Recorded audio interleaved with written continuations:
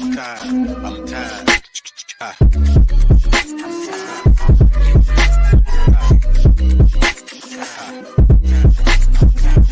The late morning program with Namarasa Podcast.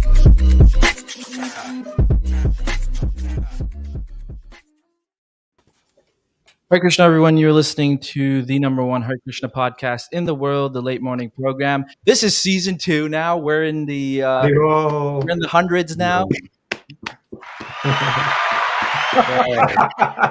You've been waiting for that for months. Round of applause. Yeah. So, thank you to all the listeners. Today's going to be a really cool episode. I got some really dear friends here. We'll just go around real quick. So we have, we'll start. David Madhaprabhu, why don't you start there? So, Madhavadas here in ISKCON Ypsilanti, the Harmony Collective. And always glad for a good excuse to spend time with my friends. So thank you, Nam, for putting this together. Sure. Rasik? Dandavat Pranam, Hare Krishna, dear friends and devotees. I'm Rasik Mohandas at the Bhaktabandhav Ashram in New York that we established in 2020. Haribol. Jai Jagannath Das from Bhakti Center in New York City, Manhattan. Glad to be on the first episode of a new season because that was the first episode in the old season also. Yes, you are. So I'm feeling very special and privileged. Thank you for having me. Wonderful to be with all you Vaishnavas. Oh. Hi, Nishringa Das from Gaudiya Vedanta Outreach Center here in Miami. Long-time viewer, first-time attendee. So very excited to be part of this. For those of you who don't know, I've known Nishringa since he was a toddler because his dad was the temple president in the temple that I grew up at in New Jersey, Towako. So, and then I didn't reconnect with him until recently. So a little bit of distance between when I last saw him, but glad you're on, Nishringa also. Thank you everyone for joining. So Rasik, maybe we can start here. Rasik reached out to me and said that he had an idea for a conversation or a podcast. So let's talk a little bit about what your thought was there. Yeah, I was actually thinking in general of having more discussions with like-minded friends, not always like-minded, but friends nonetheless. And then as well as seniors and with an idea of how to positively serve the Hare Krishna movement, Sri Chaitanya Mahaprabhu's mission and our Guru Varga's mission. A lot of interesting topics are there. We were talking about different issues, what we are thinking about, how the movement will develop positively going forward, and about standards for gurus as well as disciples, and just so many different issues. And I was, inviting Nam Prabhu on, and as well as I was talking to Nishringa Prabhu and Jai Jagannath Prabhu, Dev Madhav Prabhu, and then naturally, we just decided to have it here on the number one Hare Krishna podcast in the world. Woo, woo. So, just to have open discussions, and just the idea of communication is so important in this day and age. We don't need intermediaries anymore to tell us what other people's message is. We can just speak with each other and understand our message very clearly. And so that's part of the inspiration of this, just having friends of different but similar backgrounds and just discussing openly many interesting ideas about how to serve and how to continue in this path. I think the interesting thing here is also that we're all friends, but we're also part of different institutions, so to say. And I think that makes for a great conversation from different viewpoints and whatnot. So I know David Madhaprabhu, you also said that we should talk about the elephant in the room. So there's something going on in Ukraine. Somehow everything moved over from Corona to Ukraine. All the media and everything has turned to that. So let's maybe talk a little bit about that. David Madhaprabhu, why don't you start off? You've been making some interesting Facebook posts regarding some of those things. So why don't we start there? I knew I'd regret that.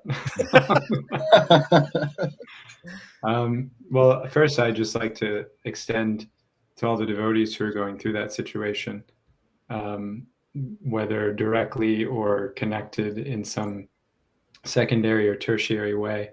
My prayers are with you. It's it's been a reflective time for me, and I'm over here comfortable in Michigan, USA. So whatever I have, I extend it to those devotees. And from what I've heard of devotees on the ground there, they're living in an exemplary way, as we would kind of expect them to. When the going gets tough, then the devotees turn to Krishna, and it's kind of a beautiful thing to see. So there's some poetry there in that. And I think of salted bread and the kind of the backbone of the yatra over there, and how those devotees, even when things aren't tough, they're still the toughest, roughest, like most solid people in many ways in our movement. So I extend that appreciation to them. In terms of the circumstance, for me, it is a kind of sad representation or sign of how much work we have to do as a movement, whatever particular mutt you're a part of. There's a lot of gaps between where we would like to be and where we are in terms of our social and spiritual impact on our own lives and the lives of the people in the world who haven't contacted Krishna yet. And so that's a lot of my own, you could say, frustration with the situation just comes from that lack of vision and leadership, which has been missing for some decades now. And situations like COVID, situations like this just kind of remind it's like salt in the wound that there's a lot of things missing, a lot of things that could be going on that aren't, and it's sad. Well, what type of leadership are you looking for? Because, with issues like this that impact like the empirical environment, which of course we live in, the question always comes up for me: how much are we supposed to, especially if you're like a leader of the Hare Krishna movement or a leader of the Christian Conscious Society, how much are you supposed to really be bringing commentary or engagement with that? Okay, like in 2020, this word kept flying around, which was like really annoying because everyone kept saying about me at one point that you're spiritual bypassing unless you like comment on every single issue that's coming up in the world situation, then it's spiritual bypassing. And then it's like, well, if you offer a comment that's Krishna conscious, or like at least for ISKCON devotees, if we offer a reply that sounds Srila Prabhupada-esque to us, that's spiritual bypassing, because you're not giving a comment that's, empirically relevant. You're giving like this sort of sweeping, if people become more Christian conscious, then it'll all go away sort of statement. And so I get confused about how much, especially a leader, how is he supposed to comment on something like this in the world? Like, what type of leadership are you looking for in a situation like this? I'll let one of the other Prabhus speak, and then I'll read something that was written by a very senior devotee it was passed on to me, a very senior disciple of Prabhupada, very well established, a lot of integrity to what they believe in terms of how things could be going. And their sentiments echo my own in terms of a reply to your question, Jai. So I'm just going to pull that up. I'll let one of the other Prabhus maybe say something. If I could just jump in for a second. Yeah. I think one thing that's always important is it's not just what we communicate, but it's with what feeling, with what mood, how much love and affection is there. And so I think that is one kind of way to counterbalance, you could say, speaking the truth as it is, which is sometimes referred to as spiritual bypassing, but with great humanity and compassion. Our Mahaprabhu, he is the embodiment of incarnation. Our Guru Varga, they are in the embodiment of compassion. And so to speak with great compassion has to come from deep, sincere love. And then we can, as a parent, sometimes has to tell the child something they don't want to hear.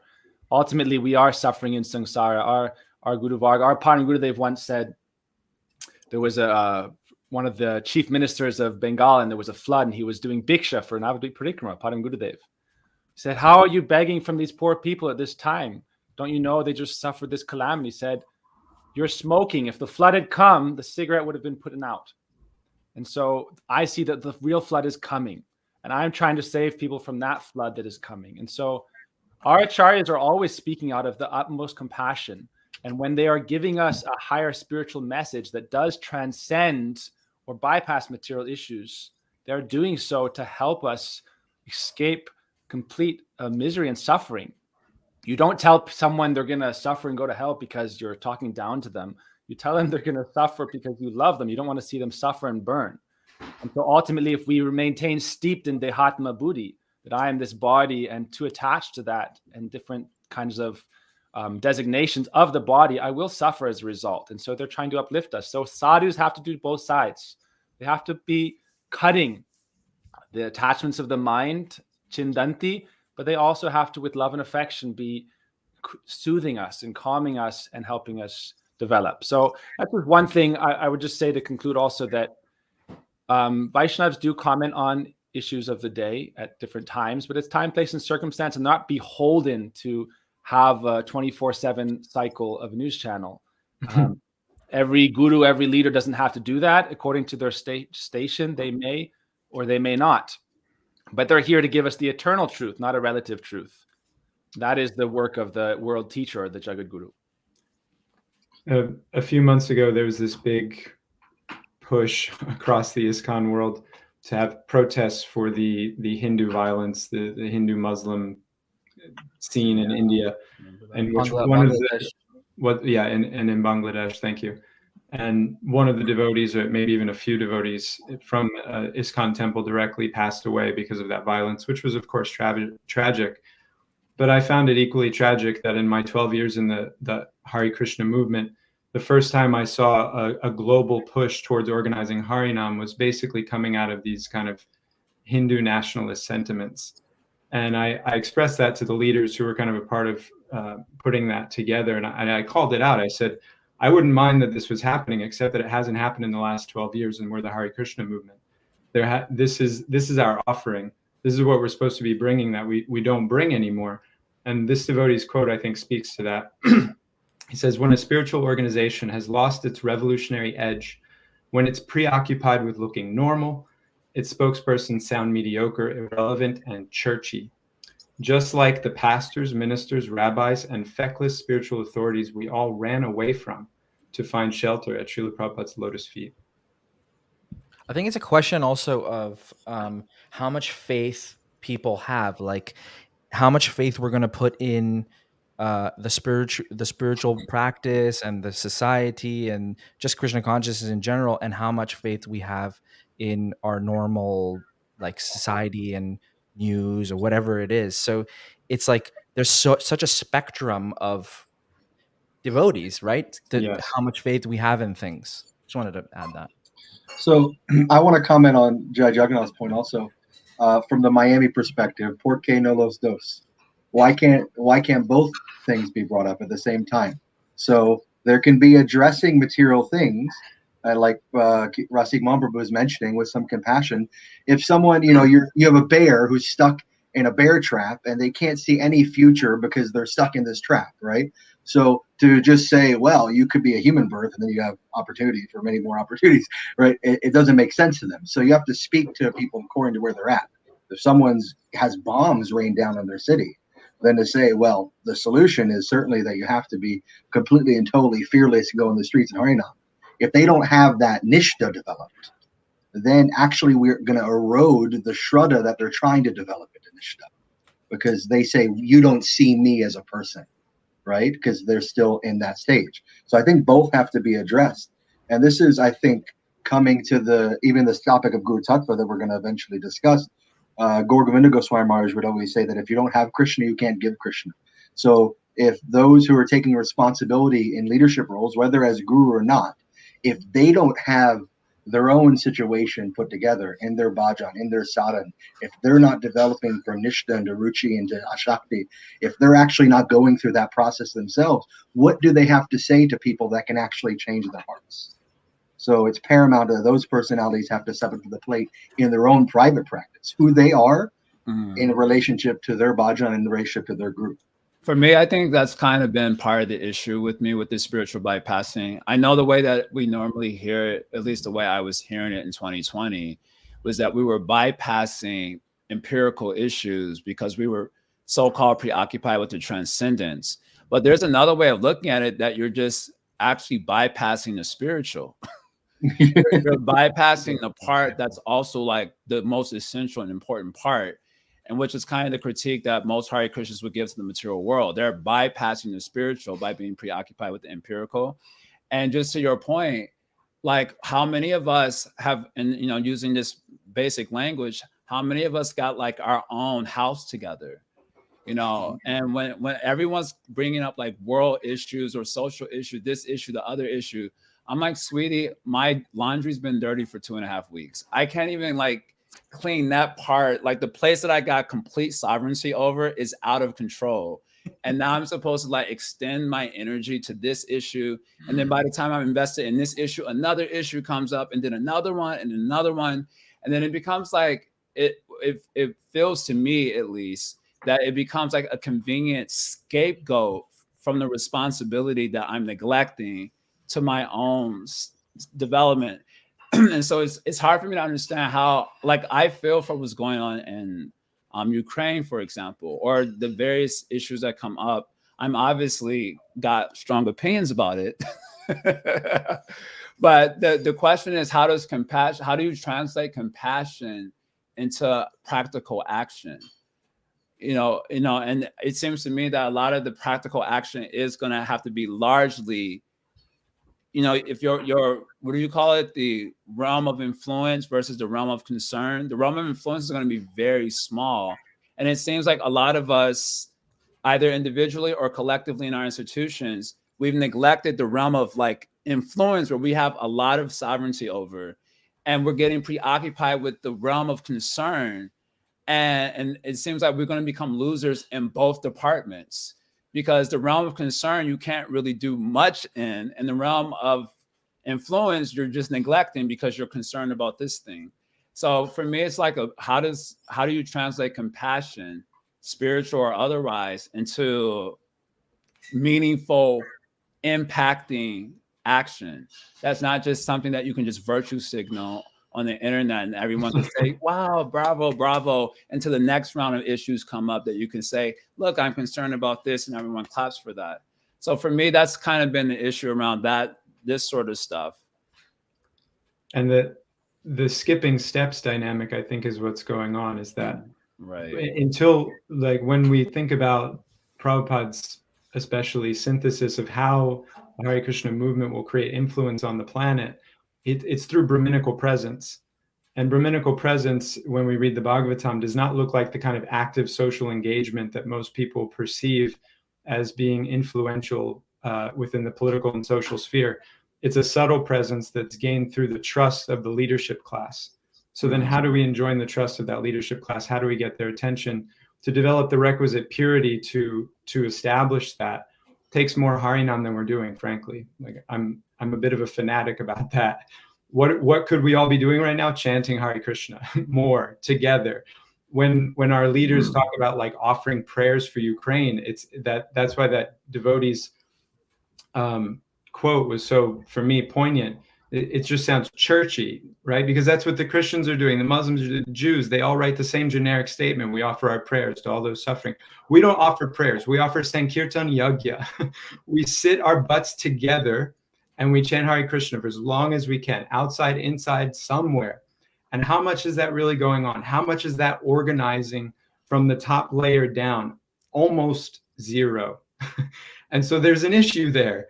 We can't expect that. And so devotees wanting to see influence in the society matter and meaning something are kind of going out and getting, I would say, cheap, shallow, superficial expressions of that so-called influence in a society where anyway religiosity has become just a fashion, just something to, like, a trinket to swing around, but not to have any integrity towards.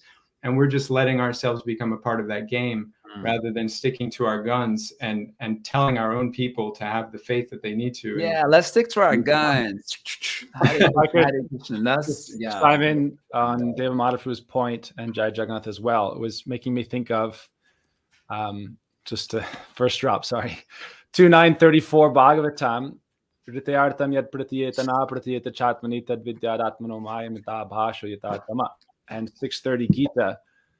Yomam pashyati sarvatra sarvam cha mai pashyati tasyaham na pranashyami sachame na pranashyati. There's 2 points I want to make here. This is Chatushloki's second verse, Bhagavatam, and 630 Gita.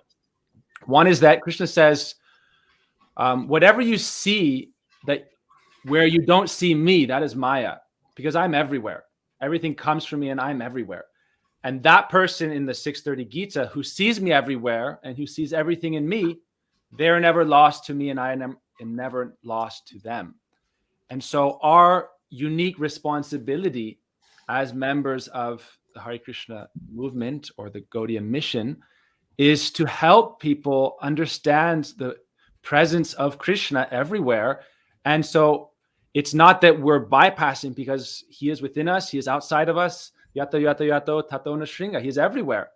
And so we can deal with all the issues as spiritual practitioners and teachers. And one more verse I'll mention as the importance of a bhakta, a devotee. What is the special role of the devotee? And this is also from Sastra, and it's kind of aligned with our mission as Bhakta Bandhav. And Krishna says to Arjuna, Ashmakam Bandhava Bhakta, Bhaktanam Bandhava Vayam. I am the best friend of the devotees, and the devotees are my best friend. And then he says, Jagatam Guruvo Bhakta. The devotees, they are the teachers of the world, and I am their guru. Meaning the devotees are the gurus of the world. And gurus bring us from darkness to light, from nescience to Godhead. And therefore, if we don't preach the truth or the Paramahansa Sanghitam, as described in the second verse of Bhagavatam, then we're risking leading people further into darkness, like blind men leading the blind into a ditch.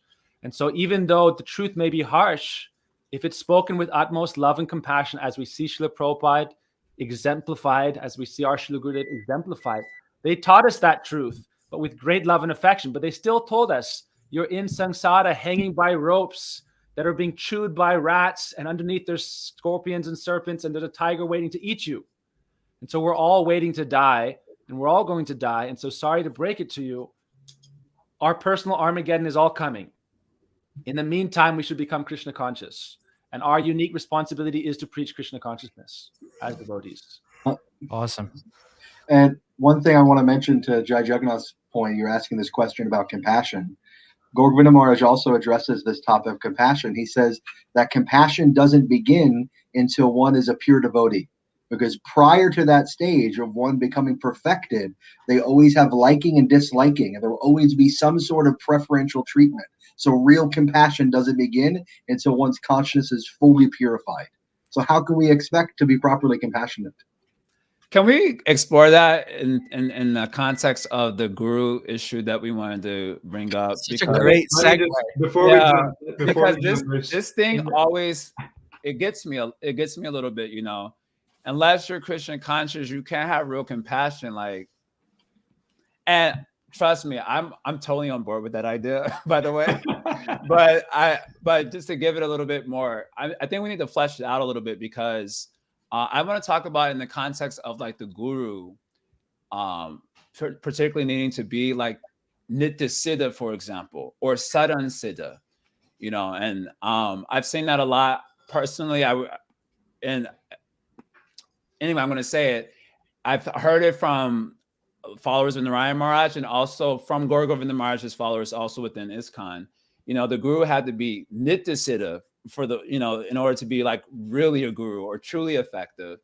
And okay, maybe Sadhana Siddha was acceptable, but if you suggest that like Srila Prabhupada was Sadhana Siddha, those were fighting words, you would be definitely shot down in ISKCON.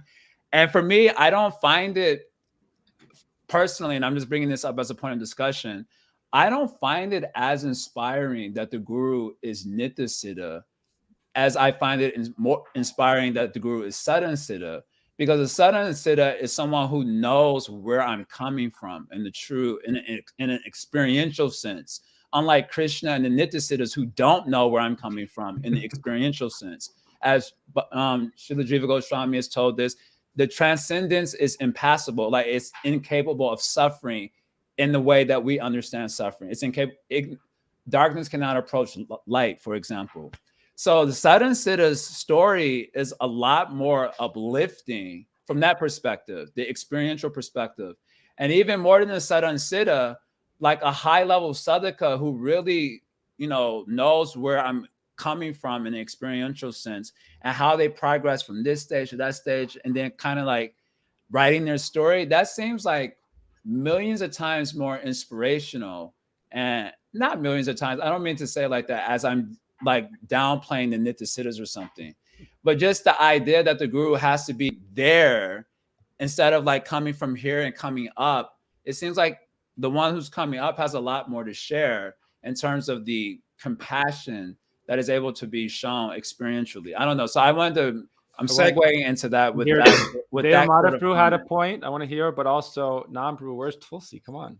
She's on her way. I know there's a lot of ladies on the comments complaining that there's no ladies here. I was just she's coming. I think she's putting on her tilak or something. Okay. I just wanted to speak to this Prabhu's point. His name's Jason. He made a comment. Are there comments somewhere I'm supposed to be seeing? I'm going to post it. Yeah, I can post it. Sure. Yeah, about the protests around the Muslim violence and equating those with the same things that were done for the devotees in Russia in the 80s, I'm assuming the devotees pointing to.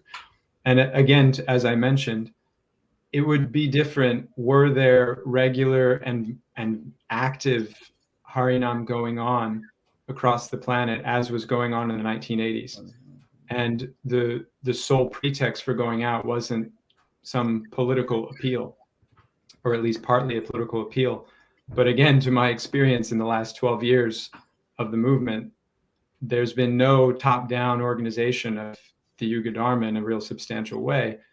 And then all of a sudden, people who I've been inviting on Harinam for over a decade are telling me I have to go out. They've come out 0 times. They've come out 0 times, but suddenly I have to go out and represent Mahaprabhu because their old afflictions of the Muslim-Hindu dynamic in their country have them riled up. They haven't come on a Harinam since that day. I haven't heard any word of any new organization of them. And for the Ukrainian devotees, all we can do is fold hands in WhatsApp. You know, there was this, I'm sorry to cut you off. There was this picture, I'm sorry, it was a meme, but when the Black Lives Matter protest was happening, it was this funny meme going around of this girl. It was like they literally took this picture of her at a Black Lives Matter protest, and she had on this like gorgeous flowing black dress and, you know, a sign that said Black Lives Matter, and she was waiting for the perfect shot. So someone caught an image of this and like, wait, is she going to Coachella or is she going to Black Lives Matter protest? And that's exactly how I hear or experience a lot of the, like, what sounds to me like sanctimony with a lot of these issues. Like, why aren't you going on Harinam? It's like, sweetie, I've been inviting you for the last decade. Where have you been? You know? And so it's like, okay, we don't have our own stuff together individually, collectively. And now we're supposed to be concerned about the greater reality. It seems a little fake. Anyway, so we did touch on that subject matter. I want to go back to the guru one. Yeah. I want to touch just to say to the ladies who are speaking about the lack of female presence on the talk, without taking away that observation, as somebody who's trying to organize podcasts on the Bodhika platform, I've, for the last year and a half, literally, I have no less than 18 women message directly, please, I want a women's platform. I want an anchor. Will you take it up? Even 1 episode, even 2 episodes. And there's just some real resistance, or I shouldn't say resistance. There's some apprehension there. Yeah. And a lot of it is because of the way they'll get treated when they say and speak their mind and speak their experience. And that's, I respect that deeply. They just don't want to deal with it. It's not worth it. But in general, for many reasons, it's very difficult to bring women into the public sphere. And I have direct experience of it. It's hard. So go easy on Nam. It's not necessarily that he's not trying. We were hopeful that Tulsi was going to be here the whole time. She is. I don't know. We had a great conversation. Anyways, like literally, quick point. It's the first episode of the 2nd season. You have like a whole season. Yeah, I said. I don't know why. They came with guns blazing, man. I know they came. I responded. I'm like, damn, it's the first episode. Just a quick point, though, is there's a lot of YouTube channels spoken by a lot of wonderful Matajis with like 80,000 subscribers, 100,000 subscribers. Oh, here comes Tulsi. Tulsi's here, everyone. Vivo! Tulsi, save us, save us. I was just saying that perhaps they could give more podcast talks. They have channels with hundreds of thousands of followers. So it's not like they aren't represented. It's just take up that. Anyhow, no further ado. Can I chime in on Deva Madhava for 1 second? Yeah, go for it. Go for it. So you made this comment, and it's a very relatable frustration around people who want to do something that you've been asking them to do for about a decade, and now they want to do it for like some random reason. On the topic Not of random, but compassion, yeah. Not random. random in the greater sense, no one controlled it. It happened, right? And so Sure, some sure. circumstance happened that stimulated this idea that we should do this thing, but it wasn't the stimuli that we traditionally expect, which is that the Yuga Dharma is Sankirtan, right? So Yes. on the topic of compassion, one way we can address for Jai Jagannath that we could try to be compassionate is suppress our natural inclination to respond in frustration when anyone wants to be involved for any reason, and just celebrate that for whatever this motivation is, even if we think that it's an absurd motivation because they didn't care about it for a decade, if they want to do something right now that's bhakti based, let's encourage and invite and welcome that to whatever capacity they're capable of being involved. Amen. And I can expect more of my leadership, and I'm supposed to. For your leadership, certainly. So that's my point. I'll deal with the local folks. I'll deal with the on the ground folks one way, but my concerns and comments are speaking to Up the line. right? That the atmosphere of the movement is such that the only global push for a Harinam in the whatever protest Harinam in the last decade that I've been involved was exactly and basically only motivated by this particular emotion coming from a majority of the congregants who have become a part of the ISKCON community. So yes, I was happy to have them on the Harinam that day. That was the irony. We already had a Harinam organized months before. So we said, yeah, just come and join ours, just bring your signs. And some of them did. But I can expect more of my leadership, and that's the point. Hi, Tosi. I'm going to ask you a question really quick. How do you hear all the criticism or critique? I'm gonna use the word critique. Criticism sounds a little harsh about not having women on here, and now you've come to save the day. How do you particularly hear that, or see this situation like 4 friends coming together to have a conversation and 5. Yeah. 5, I can count right. Personally, Maybe I don't count. I don't know. Sorry, I'm kind of from the hood. I'm really bad at math, so don't mind. I mean, I see where it's coming from. You can't falsify relationships like just for the sake of the visuals. Like, oh, we have to pretend to be really close friends with this woman or that woman because it doesn't look good that we're all men here and people are going to complain about it. This was a very natural meeting of friends, and obviously I'm married to one of these guys, so it's like, okay, I'm happy to be here and represent women, but I don't see any problem in the first place with it just being you guys discussing things amongst friends and making that into a podcast. I think that's okay. And then on the other side, I think it is important for women to see the representation that they want to see, and that is a whole other topic of why isn't there that? Why aren't we having these same discussions amongst women? And there may be valid reasons for that. Maybe we don't have the same interests to talk about these things, and the women who are interested in these particular topics, maybe there aren't as many, or maybe they'll put it in a different way that might not be appealing to some others. I think you're just defending me because Isn't it like it's easy to be an observer of something and then have some critique that it should be done a different way? And one of the Vaishnavis who commented on Nam's post, Nam was like, "Would you like to come on?" She's like, "No, not me." Right. Market economy, people. Like I'm a very outspoken person. I feel like I don't shy away from my opinion or anything like that.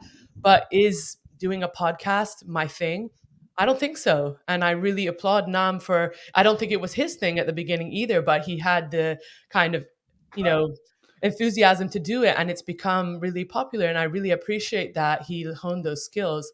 I feel like I couldn't do the same thing, even though amongst friends, I feel like I could just talk one-to-one and feel like, oh yeah, I disagree with that or whatever like that. So I think it does take skill to be able to put across information in a very coherent way that people can appreciate.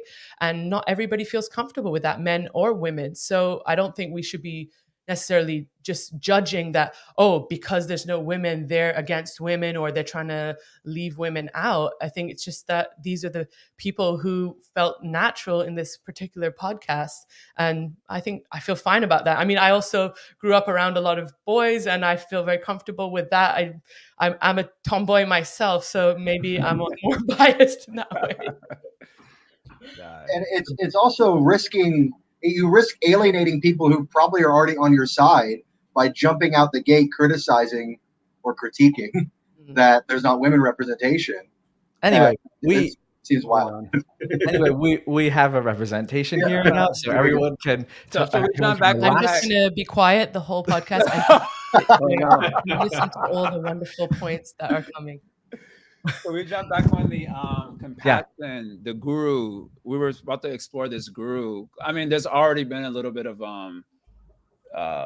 critique of leadership, guruship, the extent of compassion, what sort of qualification you need to really be compassionate and all that. Maybe we can begin to unpack that a little bit or explore that.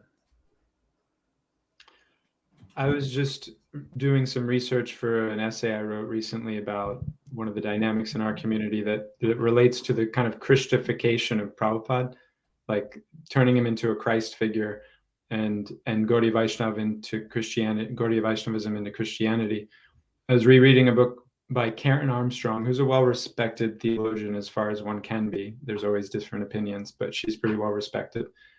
And she speaks about Jesus and how he became God directly rather than man who is close to God. And that was, the jury was out on that for centuries in the Christian community. And there were two kind of distinct camps. And if anyone has heard of the Council of Nicaea and then the Nicene Creed that comes after, which is kind of the Pledge of Allegiance for Christians, that was essentially the debate that was going on there. Is Jesus better as one of us who rose up, who accepted the challenge and became one of God's worthy sons, or was he God directly coming? And it's interesting that the kind of religious, academic community looks at the situation and says they chose Jesus to be God directly because it was more politically expedient. That the other choice of Christ being someone who rose up was more empowering spiritually to the common person, and therefore disenfranchise economic interests and other interests of the kind of political body. And so Constantine favored, and what was chosen was the idea that Christ is God himself, not a jiva, basically. That's powerful. Interesting. So are you saying that people are trying to do the same thing to Srila Prabhupada in some ways, or? I think in general, it's a tendency that we all have, whether it's Srila Prabhupada or any other great spiritual personality. We want to be lazy, and we want it. I joke, bippity boppity bhakti, like just, fairy godmother comes and waves their magic wand, and now I'm fixed, and I don't have to. It's not hard. I don't have to endeavor, and it's the effort is one, and then it's done. There's no more growth or development. But Srila Sridhar Maharaj, he says something nice. He says progress is eternal. And I always try to keep this in mind, that it's an ever expanding increase of my own endeavor. Even at that wonderful moment when I become a pure devotee, I'll still have endeavor to put forward, and to find joy in that right now is uplifting. And so, yeah, I do find this kind of framing of the spiritual master, and Prabhupada included, as a kind of superhero who comes into my life and does it all for me is disempowering and discourages that needed kind of personal investment. Well, let's explore that a little bit more, because we have statements like Acharya Man Vijanayan, Acharya Chaisha Vapusha Swagatim Nakti. So the guru is a manifestation of God. That's what so many statements are there. And so on a theological basis, the choice to say guru is God is certainly supported on a theological basis within our tradition. And at the same time, he's a jiva. So anyway, Rasik. Sorry, just a quick point just to throw out there is a messenger of the king is as good as the king if he's delivering the king's message. And so I feel like one point of many points to put into this conversation is in Western culture, although not in Christianity, but this tendency it's difficult for us to fully honor the teacher or even the parents as we do in Vedic culture, touching the feet or washing the feet even of parents who are the first gurus. Parents are a guru. Tulsi and Nam, you're gurus. Why? Because you're bringing your children up so nicely. It says in Shastra, father and mother who's not bringing their children into Krishna consciousness, they're not a true father and a mother. And so in Vedic culture, we honor the father and the mother. And so I think we have this idea that Acharya Mam Bijaniyam means only a Nitya Siddha can be guru because Krishna says Acharya Mam Bijaniyam. But he's just saying honor the teacher as good as myself because he is bringing you to me. And therefore the messenger of the king is as good as the king if he's delivering the message of the king without adulteration. And this is there in the pulpits of Srila Prabhupada and spoken by our Gurudev numerous times. And so I just wanted to, it's like we're hiccups around, how can we respect and honor and worship someone who's not necessarily on the Godhead platform? What's wrong with having a picture of someone who is a great friend and mentor? We can have pictures of actresses and actors and sports heroes, but to have a picture of a spiritual teacher who inspires us, are they a Nitya Siddha? They might not necessarily be so, but if they're uplifting us in Krishna consciousness, then honor them. And they can be understood as being empowered by Krishna. It says, I'll give one point, Vaishnava Jati Buddhi, to consider any devotee on a mundane level or with mundane consciousness. Yasya Vada Narakisa, we're said to be going towards a hellish condition. What to speak of Guru? The nature of the Kanishta Adhikari, the beginner devotee, is they do not know how to properly honor devotees. Archayam eva Hare na pujam yashradhaya na tadbhakteshu chanyeshu. They don't know how to honor devotees. When we understand the glories of the devotees, we'll pray and we'll take straw in our teeth to each devotee. We'll offer pranam and cherish them with so much great affection. How many trillions of jivas are in the world? How few devotees of Krishna? With any level of appreciation and faith in Krishna, they are my guru. Vaishnav Matra Jagat, all devotees are gurus. But according to their degree, we respect accordingly. But it's just to say that there's no real issue offering honor. We should want to offer honor without desiring honor for ourselves, no matter the level of the devotee. Even jivas, jive samandibe, every living entity should be honored. Why? Krishna Adhishtan, Krishna resides there. So I think I want to bring that point to the table, that Acharya Mam Bijaniyam doesn't necessarily mean he's like God, just because he's an empowered or acting under the will of God. And that is the definition of a Vaishnava. Okay, so you're using word honor. I find the use of the word honor interesting here, because honor it's a little bit softer than the idea of like a complete surrender to, for example. And when you use the word honor, what came to my mind immediately was, Krishneti Yashagirita Manasadriyeta. And then Dikshati Chas Pranata Bisha Bhajantam Ishan. So that second line is you honor the devotee who's taken Diksha, he understands Tattva, etc. He's honored. Shushu Shraya Bhajana Vignam. But the devotee who's Bhajana Vigna, he's like advanced in bhajan. And his heart is completely devoid of the tendency to criticize and so on. So that devotee is supposed to surrender. So the guru, we understand, is supposed to be that person to whom we're surrendering, which is a little bit more than just honor. Now, I can honor all living entities, but I'm supposed to surrender, give myself over to. So in the case of surrendering to someone, the idea that they should be accomplished is going to come to, it's going to be kind of important for me, because I don't want to surrender to someone who's going to cheat me. I want to surrender to someone who's Nitya Siddha. I don't actually think like that, but that's how I've heard it in ISKCON. I've heard it from different devotees. Like I said, I've heard it from followers of Srila Narayan Maharaj, Gaura Govinda Maharaj also. And so that's kind of when I'm kind of, I don't mind honoring my friends. I do. I love my friends. My friends represent my love life, but this is more than just honoring. This is something a little bit more than that. Well, I wanted to chime in on almost an old topic at this point, but the topic of Nitya Siddha versus Sadhana Siddha. That Siddha is Siddha. So once at the Siddha stage, there's no differentiation. This is our material conception. We want to make some differentiations. Maybe it makes us feel better, like you mentioned it. It's a thrilling idea of the sadhana Siddha guru. This personality's come from where I've come from. They know where I'm coming from. I really think that there's that distinction you're making is very important between honor and surrender, because if, like the Upanishads say, that we should have equal faith in the Lord and Guru. So how does one cultivate becoming like a disciple, like a real disciple? Like Srila Govardhan Maharaj says, disciple means under discipline. How can you accept discipline from someone if you don't have this type of faith in that personality?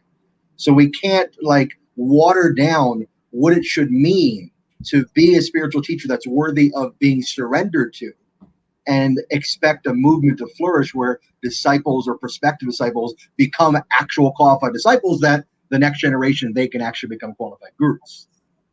And also, like, I feel like there's a generational issue that, you know, the previous for a second generation, all the issues that happened in the first generation with gurus and stuff, that actually has, in sometimes in a subtle way and sometimes in a very obvious way, being passed down to the next generation, who then have issues surrendering to any authority, not just a guru. Yeah. So how do we break that generational curse and kind of carve out a new way of surrendering for our generation and beyond? This is the question. Yeah, she phrased it the way. That's the question. I want to answer to that one. That one. So how do we break the generational curse and carve out a new way for our generation?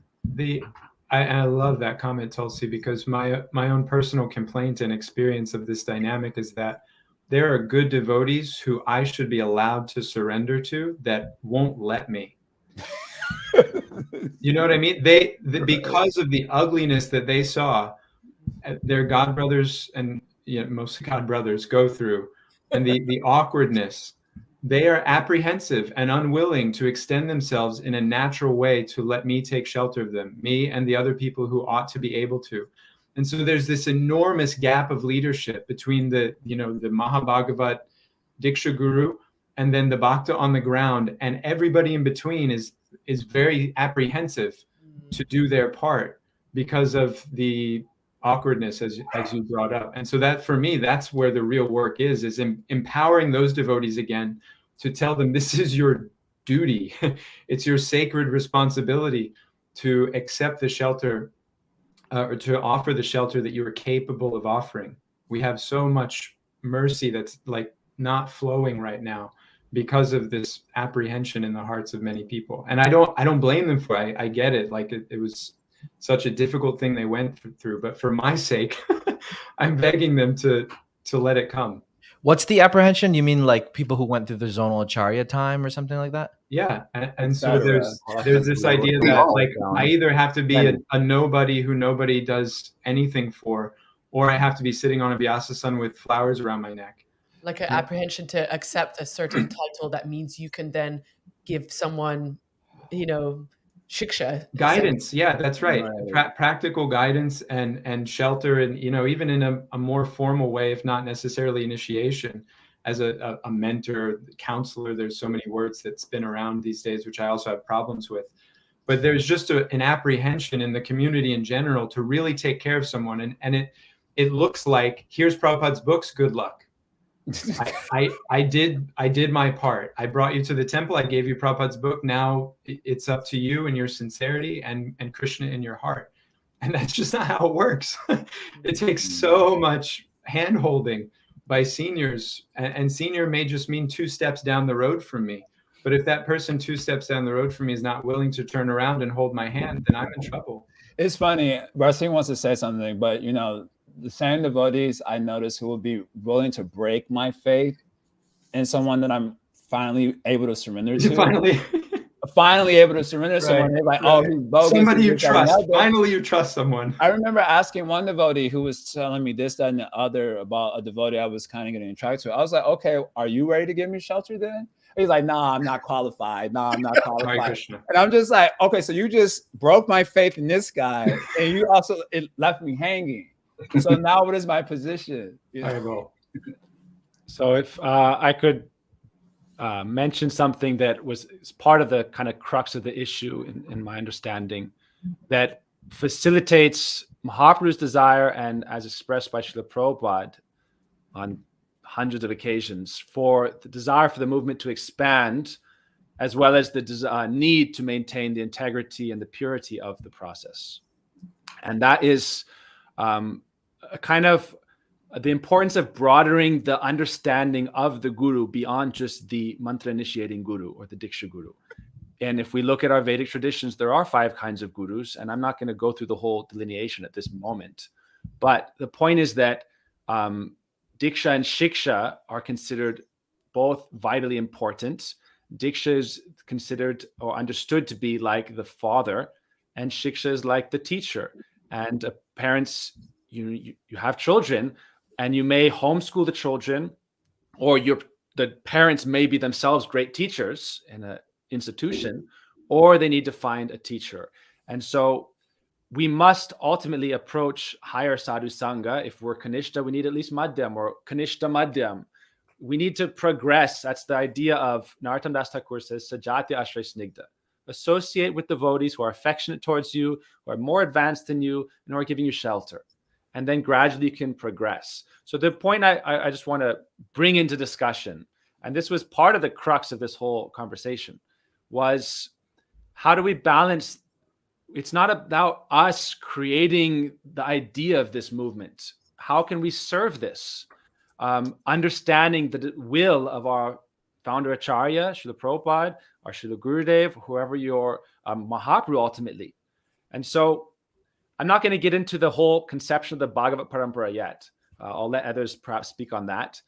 Just suffice it to say, it includes both Diksha and Shiksha, and whoever is the most prominent in your life will be considered the Bhagavat Guru, the Diksha Guru, or the Shiksha Guru, and they can be both. And spiritual life doesn't end at Diksha. That's the first step. And so it's like entering second birth means you're being born into Krishna consciousness. Now, what do you do after you're born? Everyone knows, you guys know the best, right? Nam and Tulsi. 20 years, you're responsible for the upbringing of your children. And so it's more than just giving them birth and then sending them off. And so then I want to discuss this idea of Mahaprabhu said every town and village. And we hear this ad nauseum, right? Every town and city, because this is like our identity. We are meant to be the broadcasters of this Harinam Sankirtan, Yuga Dharma everywhere, every town and city. And Srila Prabhupada brought that mandate to America, and from there, he created a worldwide society with thousands of centers. Our Srila Gurudev instructed us to preach in a similar manner with a similar verve. And Prabhupada, in his purports regarding the Guru Tattva issue, and this is just one of hundreds, he specifically says, and he quotes a verse, Kiba Vipra Kiba Nyasi Shudra Kena Noy Jai Krishna Tattva Veta Se Guru Hoy from Madhya Lila.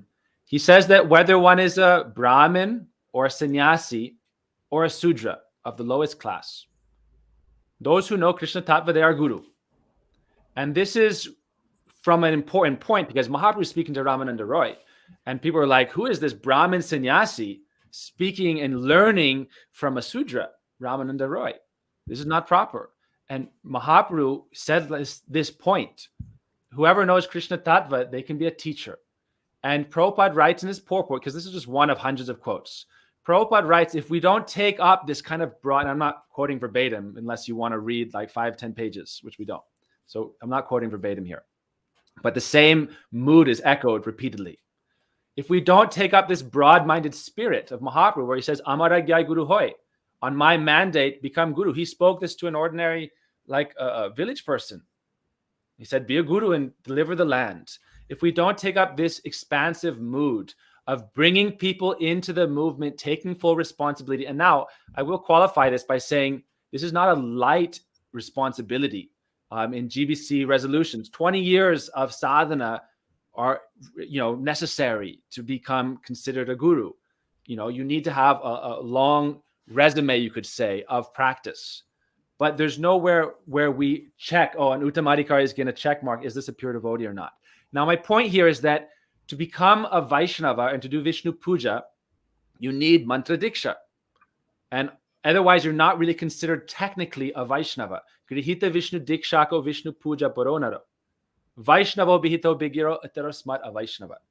As according to Jiva Goswami's description, we need to take up Vishnu Diksha, Mantra Mayupasana, Pancharatrika Diksha, to then be born, you could say, into the spiritual movement, from which then one enters the school and progresses.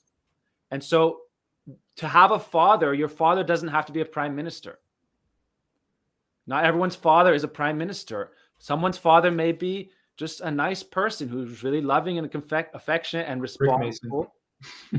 You know, they can be a householder, they can be a sannyasi, they kiba vipra kiba nyasi, they can be a shudra. They don't have to be a sannyasi, or they can be a householder. They don't have to be a man or a woman.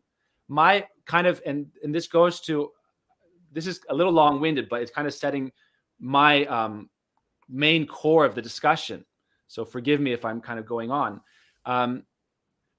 We were discussing this a little bit before, and how the GBC also kind of passed this resolution with the desire to expand and have many, many more gurus who are qualified, but you don't have to give them this like, hey, are you a pure devotee kind of beatdown, which stops people from taking responsibility for others.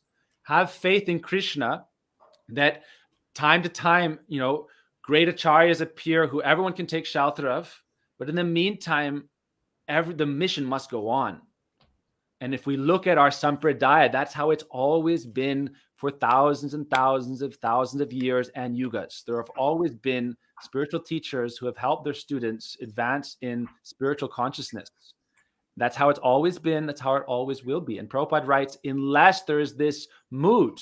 Prabhupada said in 68 in a letter, now I'm teaching Bhakti Sastri, Bhakti Vaibhav, Bhakti Vedanta to all my sons and daughters. I want that within 5 or 6 years, you're ready to all initiate and become spiritual masters. So I'm not trying to interpret the instructions of the Acharya. I'm trying to say, how do we reconcile and follow them? This is not one isolated case.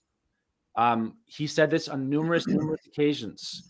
And I think you're it was that mood of Prabhupada that enabled the rapid expansion of the movement. And I think we would be very ungrateful to say, oh, but to nitpick Prabhupada and say, but you empowered, oh, these were the acharyas after you and they made these mistakes.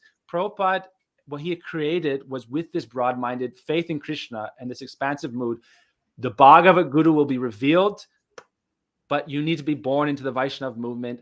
And we don't expect there to be one pope for the entire world of Hare Krishnas. There's not going to be one pope that we all surrender to. So the idea is have hundreds or thousands or tens of thousands of initiating gurus who act like spiritual parents, and then create a school for bringing them. Trust in the third and the fourth and the fifth and the sixth generations, the Mahabhagavats will appear. But the movement must go on. You know, I don't think anyone disagrees. Yeah. I don't think anyone disagrees with you, Rasik. But the reality of that expansion and everyone should be guru, like the reality of that is kind of different in what we've seen in the past. I was gonna say, conceptually, what I'm hearing from you makes sense. I think it makes sense to anyone who hears it as a conception. Totally, yeah. But we're dealing with another challenge. And the other challenge is I'm going to use this word, the archetypes that we've inherited of guru. The archetypes we have are Srila Prabhupada, Srila Narayan Maharaj, Srila Bhakti Siddhanta, Kaviraj Goswami, Jiva Goswami, Raghunath Das Goswami. These are the archetypes that we've inherited. Who's Bhaktivinoda Thakur's guru? And Bhaktivinoda Thakur's guru. Who's Gorakshada's Babaji Maharaj's guru? Who's Krishna's Kaviraj Goswami's guru? Who's Haridas Thakur's guru? Who's Rupa Goswami's guru? Right. So all these archetypes, they're all like order Diksha Guru. Huh? Who is Bhaktivinoda Thakur's guru? Vipin Bihari Goswami. Vipin Bihari. Why is he not on the altar in any of our temples? Well, name me a temple where we see a picture. I don't know what he looks like. What does Vipin Bihari Goswami look like? That's okay. In our four pictures of our parampara, that's the archetype. Yeah. In our 5 pictures in every temple. That's the difference. Where's Vipin Bihari Goswami's picture? Does anybody know what he looks like? No one knows what he looks like. Thakur had initiation though. Yeah, that speaks to the Diksha Shiksha thing, which everyone here embraces that idea as a conception. But I'm saying that other archetypes, I've given other names also who are part of the list that we embrace as the archetypes for divine leadership. And they're all extremely exalted devotees. That's what we've embraced. So when you have that image sitting in your head, that's the other obstacle that comes up in stepping into that archetype for anyone else. Therefore, we need to broaden our understanding. That's why we're having these. Well, that's what I'm saying. The understand, you've given a conceptual understanding, but I'm saying there's another obstacle aside from the conceptual. Is an archetypical communication. I would just mention that point that we do not know the Diksha Guru of Krishna's Kaviraj Goswami, but in every chapter of Chaitanya Charitamrita it says Rupa Raghunatha Pade Jada As. Right. That's the same point I'm speaking to. So I'm saying broadening. Most people, if you tell them what is the Bhagavat Parampara, they don't know. But in every ISKCON temple, in every Gaudiya Math temple, the Bhagavat Parampara is represented. And two of the most essential members of that Bhagavat Parampara, the Diksha Guru is not present. That is Gokshadas Babaji Maharaj and Srila Bhaktivinoda Thakur. Their Diksha Guru is not represented in that Bhagavat Parampara. So why do you keep saying that? What is that related to? That doesn't speak to the point that I'm bringing up. The point is there's this hiccup that we can't, unless we find a Mahabhagavat Diksha Guru, we can't take initiative. No. I'm not talking about Diksha Guru. I'm talking about Guru. It can be Shiksha Guru, Diksha Guru, whoever it is. I'm not speaking to that. So my point essentially is, at some point in one's spiritual life, to go back to Godhead, we need to take shelter of a Uttam Bhagavat. Shiksha, Diksha, Bhajan. My understanding of this point that it was that, I mean, my perception is that you're kind of explaining what was the intention behind the counselorship system, Bhakti Vriksha kind of system, was that, it all trickles down and individually you'll have like groups meeting up and they'll have a leader amongst them who's kind of inspiring everyone to, that's kind of what we had in our community. And I know that there are many communities who do those kinds of programs where, you have like community leaders basically who take on a kind of guru role. They're not they're householders or brahmacharis or whatever, but they are taking that kind of guru role. But then, I'd love to hear David Madhava Prabhu's points on counselorship and what issues we have there, because I think it's related to this issues with who can be guru or who can, teach Krishna consciousness to people who are needing to learn. Thank you, Tulsi. To your comment, I'm tempted to speak to something else, but I'm going to try and stay on track. I've been having a conversation with a few people recently about this oft-quoted verse that you shouldn't become a father, you shouldn't become a husband, etc., unless you can deliver your dependence. And then the kind of natural implication of that presentation, as we take it based on our culture today, is that I shouldn't be a dad unless I'm a pure devotee, which doesn't work very well sociologically. Right. So what is actually being said there is to be a good dad, so that when your son or daughter meets a pure devotee, they have the capacity to relate to that person in a healthy way that's uplifting. If you're a good dad in the way that a dad is supposed to be, then you're delivering your dependent because they're prepared to be able to meet the Mahabhagavat. So back to Jai's point that most of the archetypes we see and are presented are on this level that none of us are going to attain in this lifetime or meet in this lifetime. And if that's who we're looking for before we're willing to trust someone, then we're going to be in trouble, because even if we do meet such a person, our day-to-day interactions are not going to be with them. So then where does that leave me in terms of my willingness to surrender practically in my exchanges with the people around me? It leaves me feeling alone, isolated, and pessimistic, as we see most people, describing their experience if they're honest.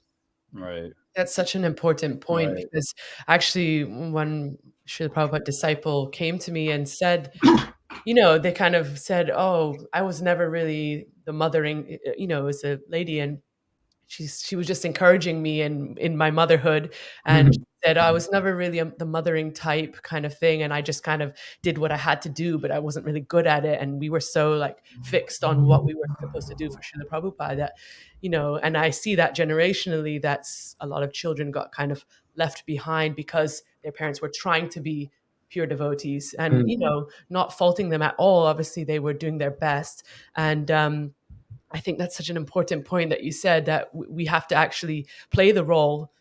We should try to play the role perfectly, because that then creates a stable foundation by which that person can then become a functional human being, to then appreciate devotees and be able to serve devotees and get them mercy. It's often spoken that Krishna only repeats himself a few times in Gita, and this is one of the places, or one of the ways he does. Don't do somebody else's duty. And I remember one of the first times I was in the Detroit temple, and we were making chapati for Sunday feast. And so this Bengali devotee, who can practically cook the whole feast himself, he gave me the service of just rolling the ball.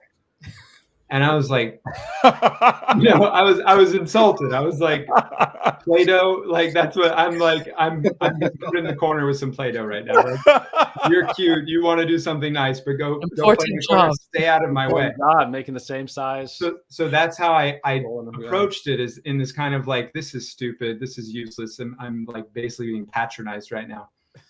But then I started to see, because that man, if you give him a proper round ball of chapati dough, in 3 rolls, he has a perfect chapati to put on the fryer and then to put on the flame.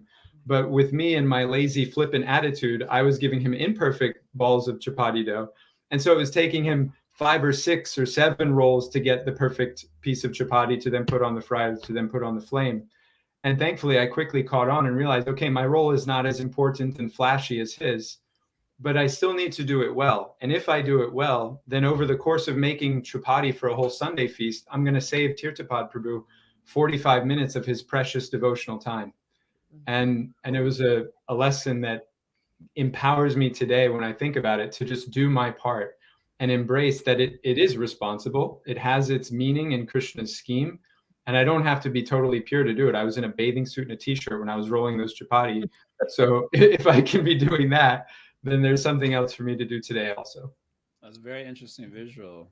And I think I want to give a little expansion on your point regarding like the role of father, in terms of like helping their kids be able to see who is a pure devotee. I think that responsibility goes into that their own spiritual practice is such that they're diving in deep enough that they identify who is a pure devotee and say, this is sadhu sangha, I'm going here, you're my son, I'm going to take you here, you're my daughter, I'm going to take you here. And this is my opportunity in life, came exclusively because Sripad Bhagavat Maharaj took me to sadhu sangha. From 8 months old, I sat on the lap of Srila Govinda Maharaj.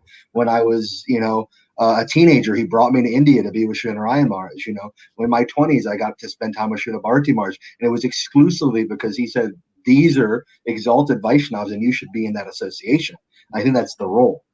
I also think that we should look at this topic of guru, tens of thousands, millions of gurus, like what's an important consideration that we're leaving out? The disciple. So that means hundreds of millions of disciples. So what is the role of a disciple in the relationship with the guru? So the guru can be any number of levels. We've seen evidence that even in rural circumstances, a Kanishta Adhikari guru has a time, place, and circumstance that their service is completely bona fide, as long as they're taking shelter of Chanana Pisunichina, they're taking sadhu sangha themselves, they're doing the sadhana process. Fantastic. How should the disciple see that person? Padma Purana takes the Upanishads, goes a step further, and says that only to that person who sees their guru with more love than they have for Bhagavan, then Bhagavan can come present to them in their hearts. So beyond even equal love for Guru and Krishna, that love for Guru has to be greater than love for Krishna.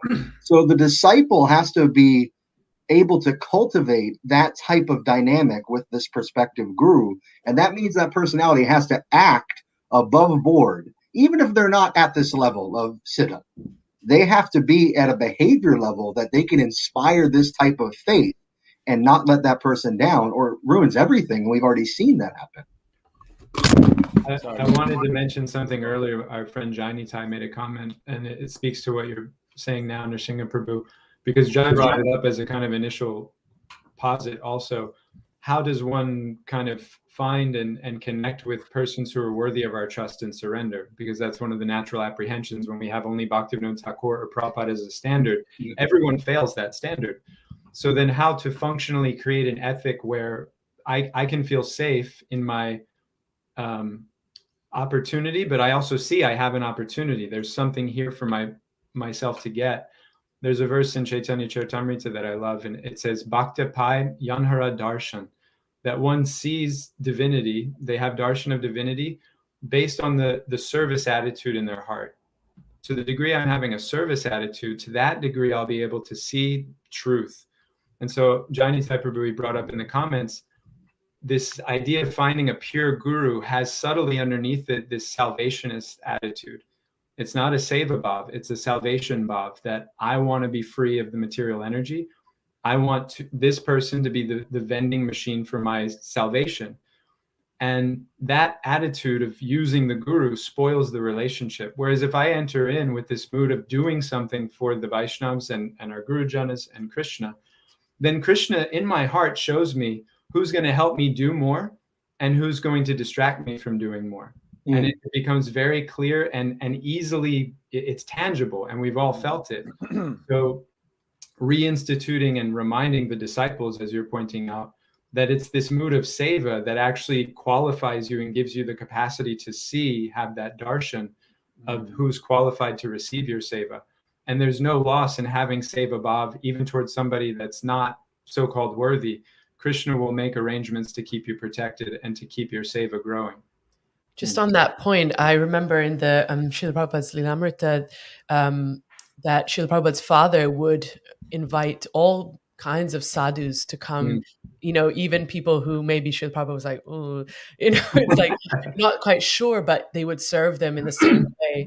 And that kind of really speaks to me that we should expose ourselves and also teach our children how to serve sadhus no matter what, how you were saying earlier on, just learning how to honor other devotees is, I mean, if you can teach your children that, I think you've done a very good job. Yeah, you've done your parent role.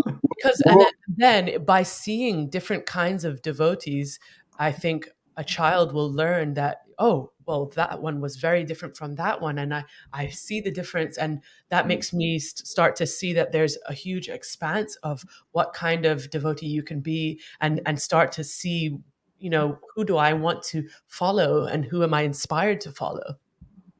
Nice. And see how your parents treat that person. Because Right. you automatically grow up with love and affection and respect for your parents. And if your parents are falling at this person's feet, then you transfer that. This is the same concept that we don't know Krishna. We develop love for Guru, and Guru brings us love to Krishna. He And connects us. children are very, very perceptive about the way you act and how you talk, and that's like the first thing that before you tell them anything, they see your actions. So, and it's very subtle things they can pick up on. If you're upset or you're not being completely genuine, they can pick up on that. So it's so important, and those are the kinds of things that as parents we should be focusing on, and as societies we should be focusing on education for that purpose. When as I'm hearing this conversation unfold, I'm reminded of Sri Krishna Bhajanamrita Narhari Sarkar. And there's this whole section of gurus falling down from sense gratification. And basically, as I recall it, and please correct me if I'm wrong, but that's because it's been a while since I've actually engaged with that literature. But as I recall it, except for in cases where he becomes envious and offensive toward Vaishnavas, the guru is never to be rejected, even if he falls down due to sense gratification. And I think at one point in that passage, he speaks to the disciples saying, going to take the guru off to the side, and be like, yo, man, what's going on? And of course, I've modernized the language a little bit. It's more poetically spoken, and not hard. But basically, he's saying you take the guru off to the side, and you have a conversation with him in private about the issue. And I remember reading that and being very positively impacted by that, because it spoke to me of a sort of different dynamic between guru and disciple that was perhaps more realistic to the situations we're likely to encounter in our own relationships in the here and now, unless you have a Mahabhagavat guru. Then the archetypes of guru disciple that we're normally engaged with, like Lokanath Swami and Narottam Das Thakur, and it's just like, whoa, that's really intense. It's intensely beautiful, but whoa, I'm not going to be able to step into that. But so yeah, just like as we need maybe more realistic archetypes of guru, also more realistic archetypes of a disciple, and particularly that relationship. And I appreciated Narahari Sarkar's Bhajanamrita for that reason. It was like, okay, this is like, seems like something like, it was like more relational and less, I don't know what's the word I'm looking for, like less Aishwarya, more Madhurya, less like just Vishrambena, right? Vishrambena, yeah, maybe Vishrambena Guru Seva. I think it's like, we always want to rubber stamp, or not we, but in general, I think people feel safer. And that's the idea of rubber stamping, that people feel safe that this is approved, by any kind of organization. Good segue. I wanted to talk about this topic. But just to continue, Terms of agreement.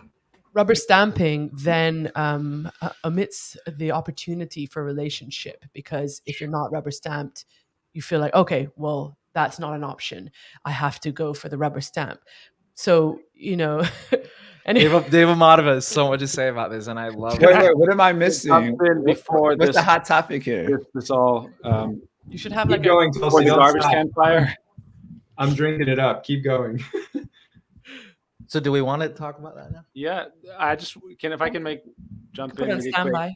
Yeah, Rasi. Jump in just to add some further, because it's hard in a couple of minutes to express a very complex topic, but I'm not advocating for, you could say, watering down the principle or the standard of guru. What I'm just saying is that there's a few points I think that are prudent to understand. One is, again, as I said before, how to actually, rather than just try to interpret endlessly something that Srila Prabhupada said so many times, of a very kind of liberal, empowering statements, as well as in CC directly by Mahaprabhu about wanting more people take responsibility as gurus. Just a kind of a deepening of our understanding of this principle. And it's not like there's a few things. I feel like as a practical measure, there would be less competition between societies and organizations, as well as more openness towards Sangha between groups in harmony and friendship, if this idea of guru wasn't only the Diksha Guru is the guru. And that's why I brought up the point of Bhaktivinoda Thakur and Gokshas Babaji Maharaj, not to point out that fact. There's two things I want to mention. One is that the archetypes are meant to be Mahabhagavats. That is the conception of the Bhagavad Parampara. However, you don't have to wait your whole life until maybe I'll find a Mahabhagavat and then I'll take initiation. Bhaktivinoda Thakur almost, very quickly took initiation. Navbru? Sorry, we have some prasad going on in the other room. There's less, there can be less stigma around it, and perhaps less anathema to taking responsibility for initiating. If people understood, if they're not necessarily Mahabhagavat, they can still take on a mantra initiation role, a Pancharatrika Diksha role, which is Prabhupada, for example, he told one of his lady disciples to do the yagya and do the upanayanam for one of his male disciples who was his husband, her husband. He gave the mantra, but he said, no, you can do the pancharat, like you can do the yagya, you can do the upanayanam, you can speak the Brahma Gayatri into his ear. So the Vedic tradition of Brahma Gayatri, like every school in India, practically all the kids will chant the Brahma Gayatri, and you'll hear it at Radhakund and you'll hear the Brahma Gayatri everywhere. So the idea is, to be a Vaishnava, you need to enter the family, and hopefully you're fortunate enough that your Diksha Guru will be a Mahabhagavat. But if that's not the case, you should anyhow start the process and trust Krishna that you'll gradually be able to find higher association. And if there's not this idea, oh, this person's going to reinitiate, or maybe like we have to find the Mahabhagavat and then we can enter the process. You don't have to wait necessarily. And I think that will help reduce any potential for kind of spiritual showmanship, which I think is also a potential issue or topic, where we have to kind of artificially pretend to be pure devotees if we're not, in order to be someone who is helping others. I think part of the mood of Prabhupada and then Mahaprabhu is to really help jivas. Prabhupada writes in his purport that everyone's burning in this house of samsara. We should go out and help them. Now, it's a grave responsibility to be like a firefighter or to help someone who's drowning. You need to learn how to swim. But it's just to say that the archetypes are meant to be Bhagavats. But the archetypes are not, there are Diksha gurus who bring you into the path of Vaishnavism who are not necessarily in the Bhagavat Parampara, but who are still honored and respected. Bhaktivinoda Thakur still washed the feet of his Diksha guru and honored him. But Bhaktisiddhanta Prabhupada established that he is in the Parampara. Now, I'm just saying this to say that I think there will be less politics and less competition if we just broaden our understanding of what it means, how to develop in bhakti, how to be a bhakta, how to have a teacher, how to have a guru. And there doesn't have to be as much politicization around it. And it can be, Prabhupada said, how I think there's a lot of criticism towards ISKCON, and I really don't appreciate it. I have the utmost honor and respect for what Srila Prabhupada has created and what is developing, definitely under his authority and under Mahaprabhu's authority. And I think we should be careful to think that the authorities at present are actually supreme authorities without the will of Krishna. Prabhupada writes in the purports that not a blade of grass moves without the will of Krishna. And so what I also want to say is that Prabhupada trusts the third generation, the fourth generation, the fifth generation. Great devotees will arise. In the meantime, you don't have to wait hundreds of years. There's always a pure devotee present, but it's not practically, it's not going to be usually the practical case that every organization, all the members are going to jump and jump and jump and jump and tell who is the greatest, best looking Mahabhagavat on the planet, because everyone can still go and take Shiksha or take Bhajan Guru. And that is still considered their Bhagavat Guru. So I'm just saying the only reason I'm giving this idea is to lessen the disharmony between groups, take away any reinitiation kind of politics. And I'll mention a quote that our Srila Gurudev said, Srila Narayan Goswami Maharaj. He said, even if a sannyasi has fallen, they have not really fallen unless they have given up the teachings of their guru and, completely gone against him. And so he had a very broad-minded, compassionate mood towards devotees, anyone who's trying to help others. And so I just wanted to bring that out, that's part of the reason for this conversation, is that in a worldwide society, part of the GBC resolution is in local dialects or local languages, you need a guru of that language, because how are you going to connect with people? And one other point I just want to make before passing it on, and we can go to other topics or as you like. The guru as an intermediary or connector. And if they're a true disciple, following their guru in that guru varga, which is a lineage, then they can, under certain conditions and instructions, amar agya, if they're instructed to do so, then they can, it's like taking your phone and plugging it into the wall to an appliance that's a live connection.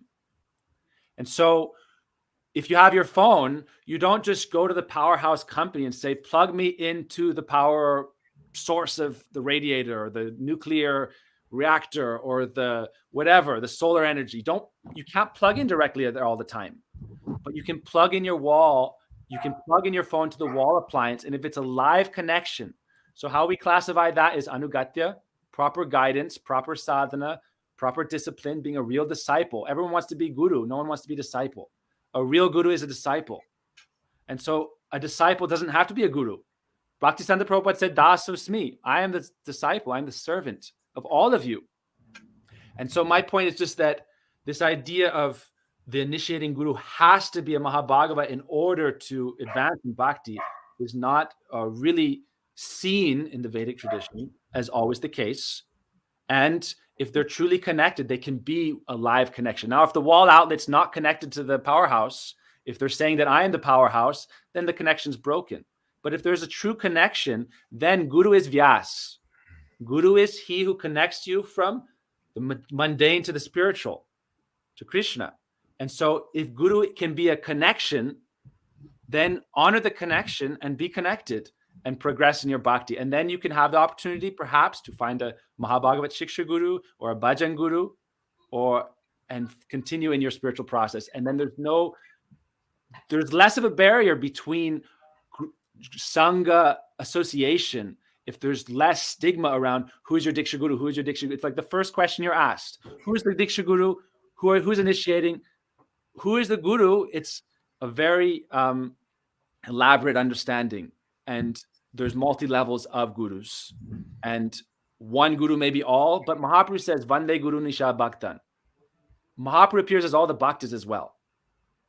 So learn to honor all. And I feel like partially it's a Kanishna mentality to drag everyone down who's taking any responsibility.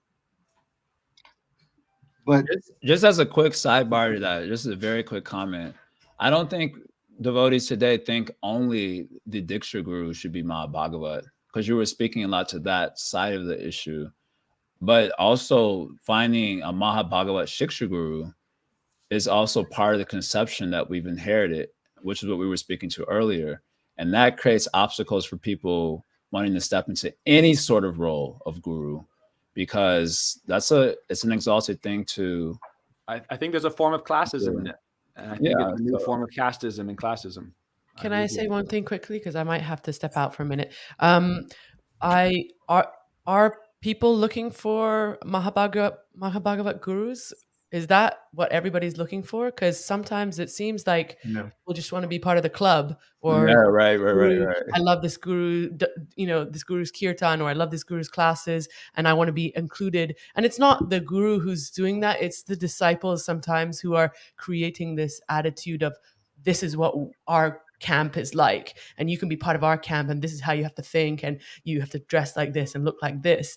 So I feel like not everybody is actually searching for a Bhagavad Guru. They just kind of want to be part of that group. Maybe externally, but what is the jiva's natural inclination?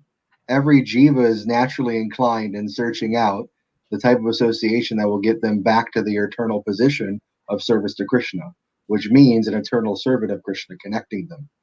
And I think that it's an interesting topic, because when we talk about this idea that guru can be many different levels, what should disciples think? That's the natural question I have. What should prospective up and coming disciples think? How are we training on the tattva of guru? Are we sitting from the Vyasa-san in Srila Prabhupada's temple and Srila Gurudev's temple, and we're saying there's so many different personalities who are guru in our society? Most of them you're probably not going to find Mahabhagavats, but don't worry. Whenever you're qualified, Mahabhagava will appear to you. So you got to get the mantras. It's really important to just get the mantras, and then you can start learning more about this process. Or are we saying, this is who guru is? You should feel that shock to the heart that this personality is coming personally to save me and extract me from samsara.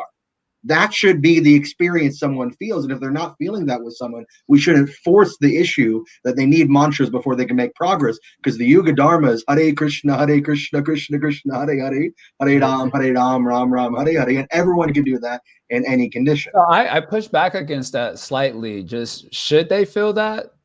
I think the question that you're bringing up is the question that it needs to be explored. What should the disciple think, or a prospective disciple think, about Guru Tattva and about who his guru should be? And the question that's coming to the table for me, this is the one who's going to pull me out of, samsara. I feel like I'm just pushing back on that theoretically, because I don't really push back on it, but theoretically I'm pushing back on it insofar as, if that's the thought, I feel like it would be more prudent to think of a more practical, I guess, responsibility of the guru. Because when you say something like, he's going to lift you out of samsara, it's very abstract. And how can you know who's going to lift you out of samsara? Because you play a role in your own lifting out of samsara. It seems like it's more important to have more practical understanding of your responsibility as a prospective disciple and the responsibility of the prospective guru. What is the guru supposed to be teaching me? What am I supposed to be learning from him? And what are the behaviors that I could expect to see in a guru? And if he's able to deliver on that point, does it really matter if he's Mahabhagavat or all these other sort of abstract things that a prospective disciple couldn't in any way know due to the area of his own consciousness? Like, how do you know a pure devotee without really being one? And so, yeah, I guess for me, I'm wondering about a more practical criteria. I mean, practical in the sense that there's always going to be the faith element. My faith is going to this person. My desire to surrender is inspired by this person. So that's like a very just simple practical criteria. But then more over, like, what am I supposed to be learning from this individual, et cetera, et cetera? Like that sort of criteria. Otherwise, it becomes super abstract. He's supposed to be able to deliver your, Siddha Swarup. He's supposed to be able to, Nikunja Yuno, Rati Keli Siddhya. If he ain't that, then it gets like super abstract. And then the relationship becomes you become arrested in your movement because of the abstractness of the presentation of the relationship and the persons involved in the relationship. Well, I think both have to be there. I mean, I agree with you that we want to make it should be clear in the sense, what is the disciple's responsibility? What does it mean to be a disciple if you're going to enter into this process? Hari Bhakti Vilas, I mean, it really breaks down, and we can't expect that everyone's going to start reading Hari Bhakti Vilas, and it's a whole other thing. But at the same note, if I read that, forget it. I told someone not to read it the other day. I said, wait, because you're not going to want to practice anymore if you start reading this right now. Like, give it a little time. One quick little note, if possible. Janma sartha kori karo para upakar.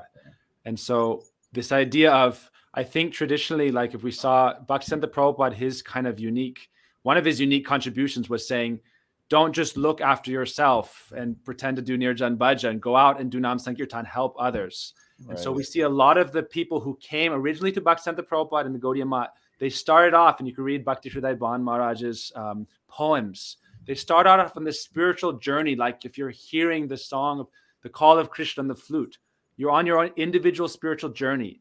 But when you join the mission, you understand the principle of being a missionary, and then you can harmonize your own journey as well as bringing Krishna into the center, and that I'm not the center of existence, so I should serve. Janma sartha kori koro para upakar.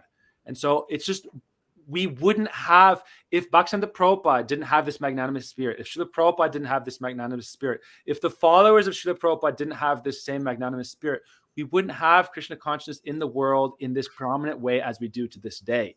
And so it's just kind of a calling out, a beckoning to have this expansive, broad-minded mood of empowering people. Now, to your point, and I do see that as an important thing, like we're not just, do I have a Mahabhagavad Guru right now so I can start bhakti and start helping others? We should honor our Guru, and we should, whatever level they are, we can, but it is also our principle that we don't put on the altar someone who is not of that stature, that, Nikunja Yuno Ratikeli Siddhai Shakshad Haritvena, in the main temples, we're not too quick to anoint like a successor acharya in the Bhagavat Parampara. We're hesitant to do that quickly because it can create a spiritual showmanship. Everyone, wants to look very quickly like a Mahabhagavat pure devotee, where that may not be the case. And, we encourage everyone to take shelter of the Mahabhagavat, but there's no barrier to start the journey. And like you said, everyone is qualified to do Harinam Yagya. But, Rupa Goswami gave 5 limbs of bhakti as very important. And of those, Shraddha Srimurtir Sevan is one of the 5 prominent limbs. And for that, you need Vishnu Diksha. So I'm just humbly saying that this idea of, Janma Sartha Kori Kara Upakar, try to help yourself and also help others. And, trust in Krishna that he will take care of it. And the disciple should always respect their guru. Respect and honor and surrender, because you're surrendering to Krishna. You're not surrendering to Guru. Yes, you're surrendering to Guru, but only because he is representative of Krishna. Prabhupada would say, don't surrender to me, surrender to Krishna. I am taking you to Krishna. It's not like, to your point, Dev Madhav, he's not bringing people to himself. He's not creating Christ as God. He is the devotee bringing you to God. And so therefore, what's the harm surrendering to someone who's a Madhyam or Madhyam, or Kanishta Madhyam or Kanishta Uttam? There's many quotes that say that is possible. And so the disciple should have utmost honor and respect for the Guru of any level, should surrender. Now, the question is, there's many descriptions of what is not a bona fide guru. Shiv Thakur says if the guru is only interested in looting their disciples' property, they're not a bona fide guru.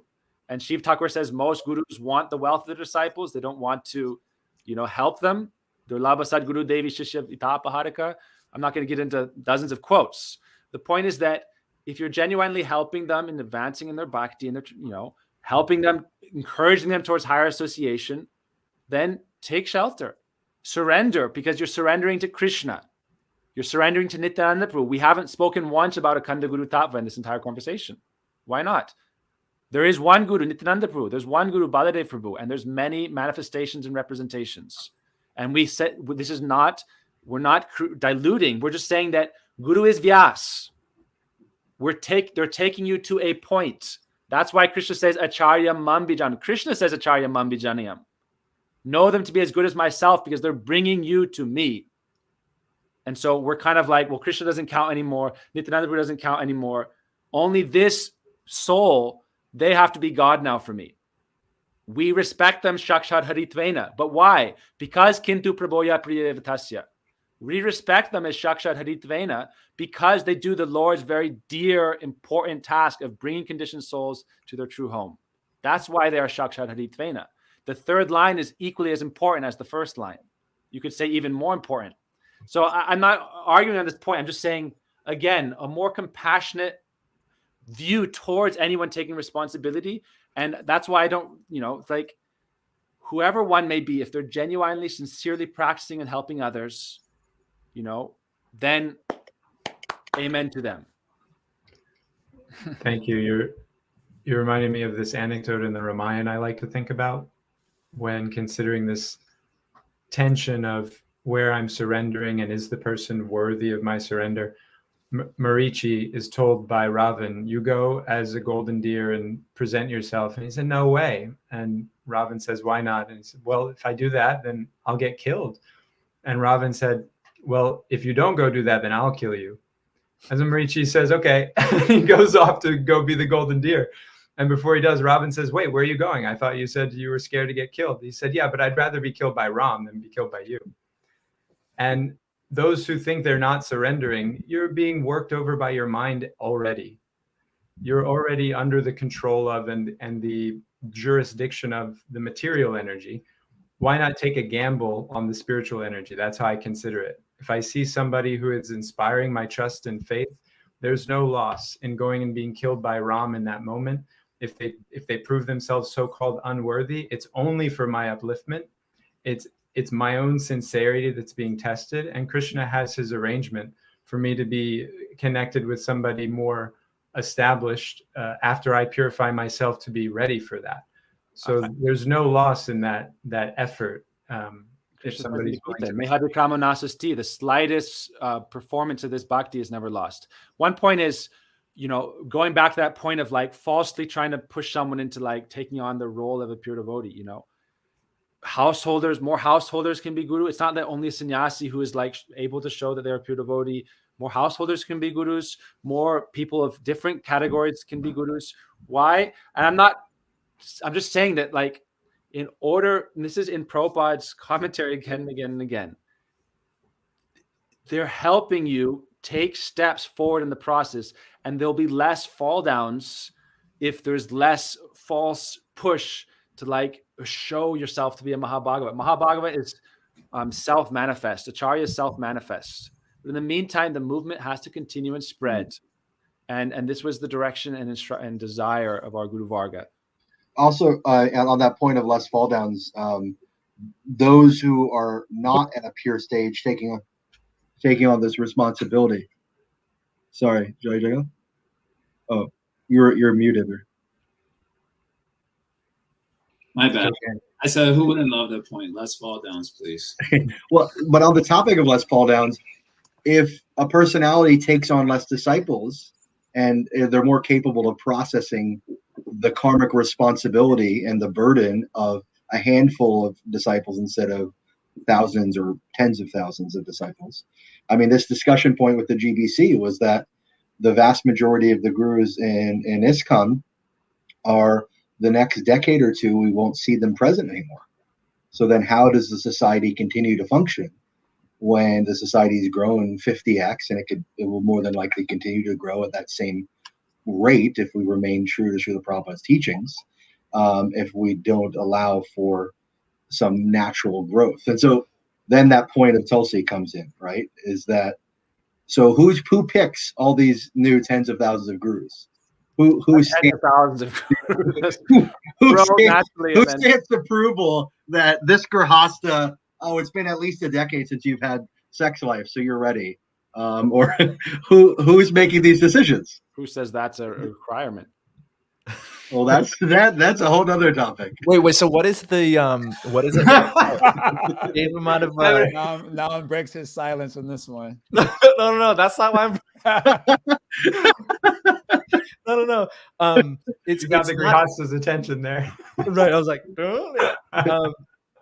it's a right now in ISKCON. It's not a rubber stamping per se, but it's give him out of a keep me honest here. It's something like no like if anyone objects, No objection. no objection. That's No what it is. objection. You guys know what that marriage, is? like a wedding, No, I right? don't- Which is the I fine don't print follow version. anything It's the JB fine print version of an approval process. I just found this out recently. So if you want to be a guru in ISKCON, you have to there's something called no objection. So if you can be a guru as long as no one objects to it. So what is How is that possible in social media age? What Everyone- is ISKCON how is it as possible for no one to object? Say again? How is it possible for no one to object in the age of social media? No, meaning like for example, you like I like 10, 20, 30, whatever, 50 years from now, I'm like, hey, listen, GBC, I want to be a guru. And then Jay Jagannath was like, I remember Namarasa, he like one time he like ate onion garlic and stuff or something. No, and he objects. So then that means he can't. it would be the other way around. It'd be Namarasa would be like, you guys were on my podcast as my friends. Do you all have no objections, right? Okay, now I'm right. that's actually what's happening. Right. There is actually I've been in some official threads, and it's an approval process. It's admitted it's an approval process. So we don't need to go into the kind of bureaucratic approach to the approval process. It's an approval process, and if there's honest people who are a part of it who say yes, it's an approval process. Is there a problem with that?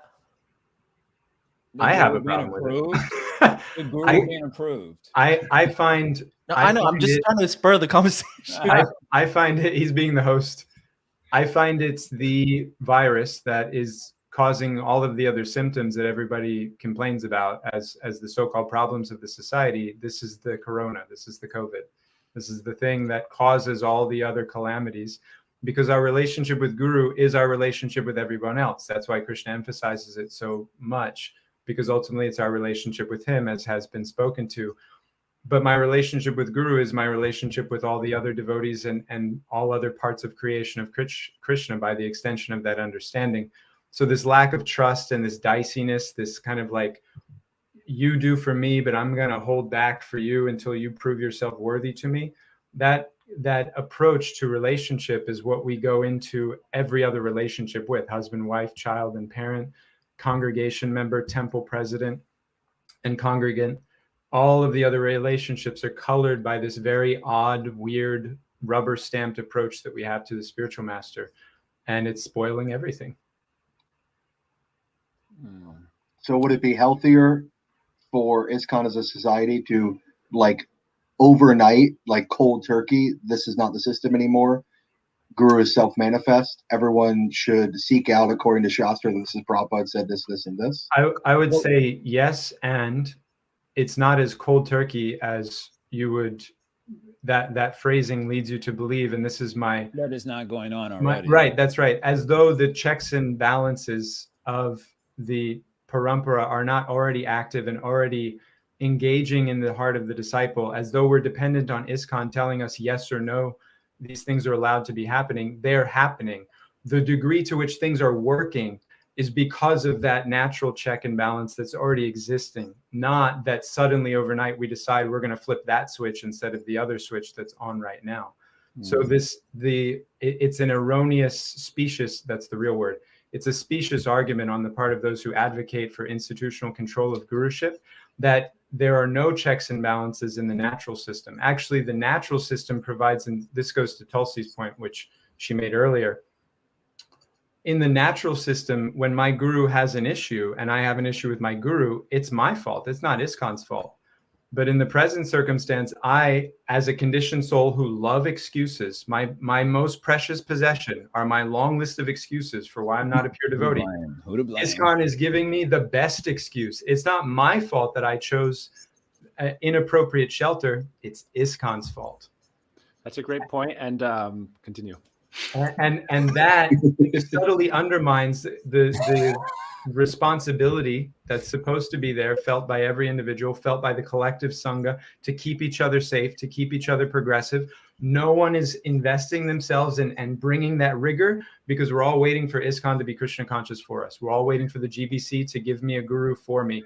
I don't want to do the work, and you're offering me this sweet deal. I'm going to take it, and it's not working. And then I think part of that bleeds into, because you mentioned that this is like the core of the issues with everything. I think that bleeds into ISKCON's relationships with other sanghas. Amen. Because there's such this heavy structure around only our gurus. Amen. And then you posted about the ISKCON disciple course. I think I've seen some threads and conversations on that topic. The foreword to that. I'm not supposed to talk about this, but there's a lot of areas where this becomes actually the real reason why Sangha relationships can't go on like they should go on, like this podcast is going on right now. Yes. Where we all, I mean, even Rasik Mohan and I, we're God brothers, but we also have different Shiksha gurus, right? So we also have some different relationships and different experiences as well. We're not a monolith, right? And still we have affection. Jai. Mom always used to say, excuses are like armpits. Everybody's got more than one of them, and they all stink. Just on the other side of this issue, though, just, contemplating it briefly, is that what happens to the institution, and I think leaders must be thinking about this also, what happens to any institution when there are these like charismatic personalities who do come to the fore and naturally create a sort of sangha within a larger sangha, and then there's always a fear of it splitting or fracturing that umbrella sangha that was supposed to be, and those umbrella sangha in which everyone was supposed to be serving. And I feel like that's probably like a genuine, reasonable concern. And like I wonder about in other sangha, because we're zoomed in on ISKCON, but one of ISKCON's glories. Well, I'm gonna put it like this. One sadhu said this when I was in Govardhan recently. He said the glory of Prabhupada is that even though everything's falling apart, it's staying together. You probably know who said it too, but I'm not going to name the name of it. He said this was the glory of Prabhupada's movement, that even though everything's falling apart, it's staying together. Right. Which I thought it was a fair and super excellent, quip, because like, and I'm not comparing here just as a matter of food for thought or putting it on the table, but other sanghas, it seems it was a lot harder for a lot of other sanghas to stay maybe as a more cohesive group, because so many charismatic personalities came to the fore. And then if you didn't like what was going on, just all right, I start my own sangha. And my own, like literally my own institution. You become the founder acharya of your own institution because you just couldn't serve with your god brothers or whatever. But that's probably part of the natural system, honestly. But will naturally expand with newer branches. That's one quick point though. The natural system, honestly. What will happen to ISKCON? I think to that point is a good question. Right. Like, people serve in an ISKCON temple if they're not initiated by ISKCON guru? Not going to name drop, but who's the head pujari of Krishna Balaram Mandir? In one family, I don't know about Nam's family or whatever, but can someone have an iPhone and a Samsung and be in the same family, or do they have to divorce? Well, it's really more efficient if you keep everything either Apple or Android, if you're really going to like maximize the efficiency of your space. But that's like two pictures of two different gurus on your altar. Then that leaves less space for flowers. As using a MacBook and referring to Nam Pru's previous podcasts, it's very difficult, nigh impossible to access folio base on a MacBook. Shame. Therefore, I must have a MacBook and a PC, or one or the other, or only a PC. So, So different things have different suitabilities and functionalities. The point is, why can't Sanghas work better together if ISKCON is understood to be, look, you have the number one Hare Krishna, like you have such a head start, you're always going to be in the front. It's almost impossible for anyone to catch up with you unless you create a Berlin Wall. And if you create a Berlin Wall, you're risking becoming relegated to like this.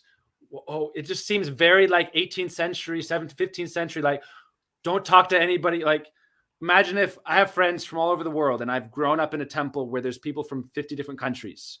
It's very natural to have friendships from different people, from different backgrounds. In our temple in Vrindavan, there's disciples of like 30 gurus, and we all get along as bosom friends. And so my point is, like, an organization isn't only consisted of members who are lock, stock, and barrel soldiers of that organization and hate everyone else.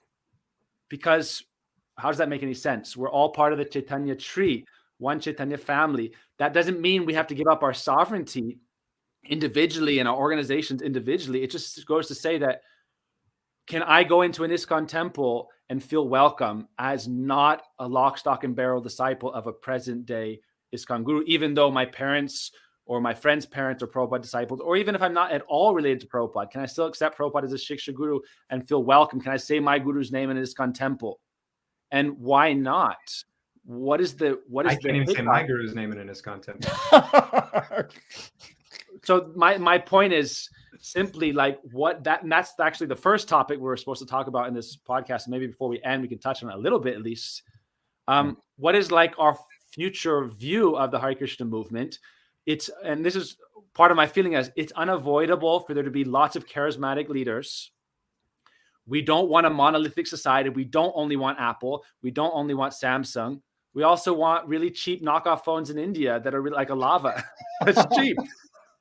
Like, we don't want homogenization. We don't want this kind of imagine there's no heaven and hell and everyone's one and they sing Kumbaya and they don't believe in God. Variety is Krishna, Vraso Vaisa. Krishna is himself the reservoir of all variety. And so to try to, and this goes towards the move to homogenize societies as to one kind of conglomerate, I think that is unnatural.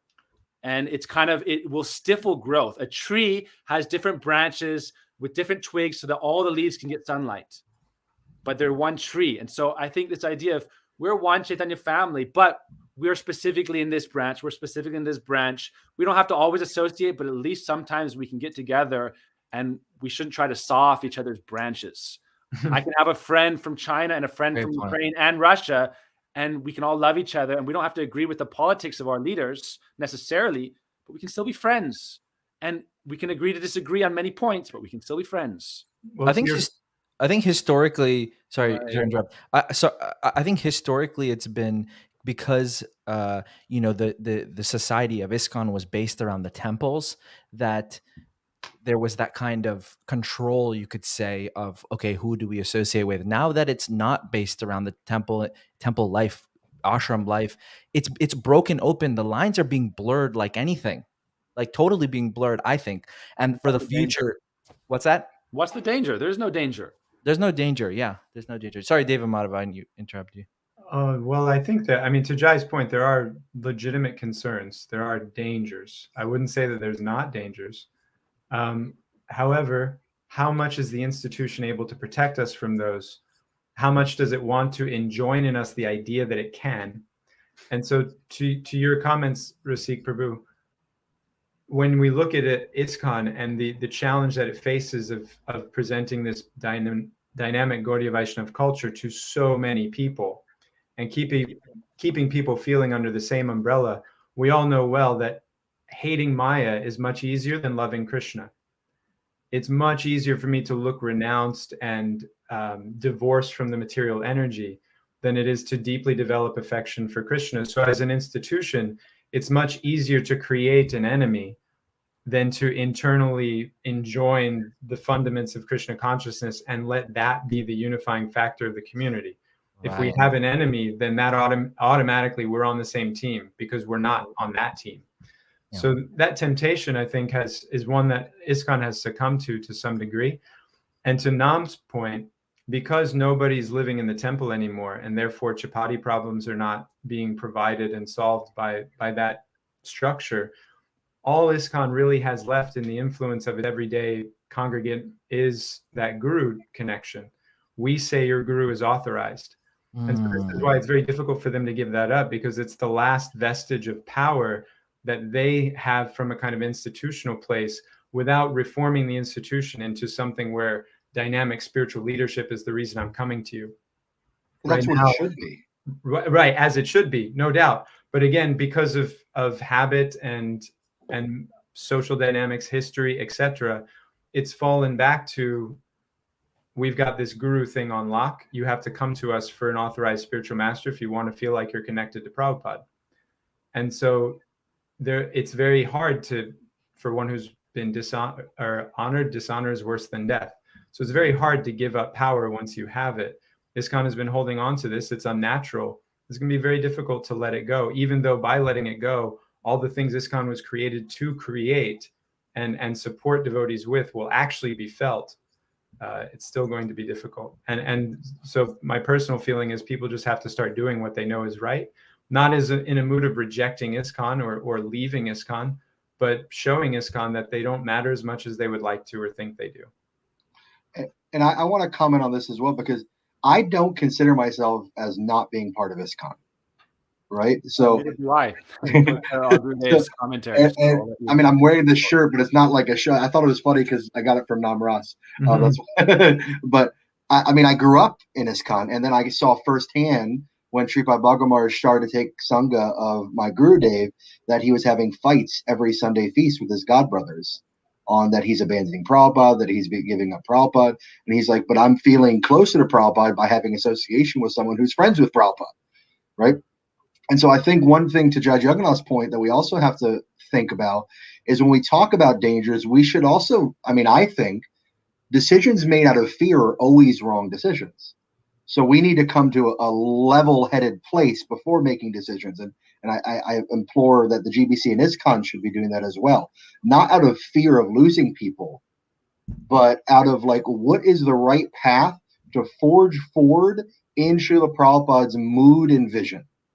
That should be the deciding factor on decision-making for Srila Prabhupada society. Not out of fear that there are some groups that have potentially different opinions, but let's teach Srila Prabhupada's opinions and let's give love and affection. And actually, I remember one conversation that Srila Gauragovinda Maharaj has where he says that unless you're at the pure stage, you're not even practicing bhakti. He says it's only sukriti anyways, right? He says bhakti unmukti sukriti.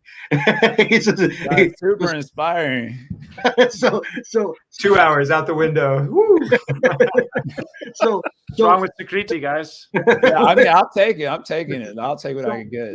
The point being is that let things happen as they should unfold. From the eternal perspective, we're going where we're supposed to go anyways, right? We need to put some effort in to please our spiritual teachers. The vision of Srila Prabhupada has been dictated and directed very clearly, especially his writings. And I don't know if you all probably have, but I think many people should take a chance to look at Srila Prabhupada's writings and speeches from the 30s and 40s and 50s and to see how ISKCON grew into the ISKCON we know from what Srila Prabhupada's vision was of serving his own Prabhupada.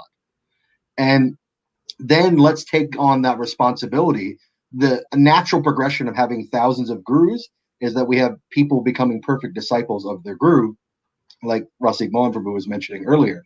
And to do that, we have to follow the orders of the spiritual teachers that come before us and love everyone, open the doors to everyone.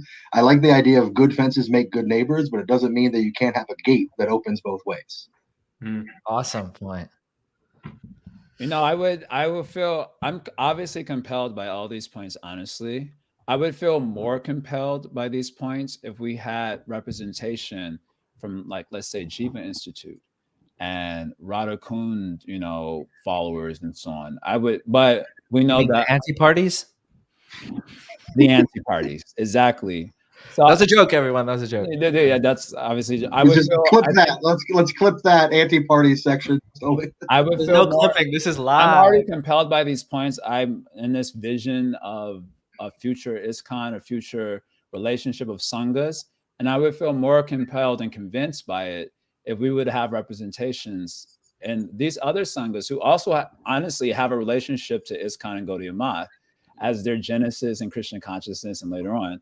But then, there's doubt about the level of respect, and I think that's where the whole, in the minds of perhaps institutional leaderships, and also because they also have inherited a history of trauma in regards to the level of respect offered both ways. And then how much that can be healed, I don't know. But that history is still there. And some scars are certainly playing out in the psyches of modern day leaders. And I feel like they do impose their past onto the present and disallow for healing in a lot of ways. That's not me like criticizing it. It's just my observation of it.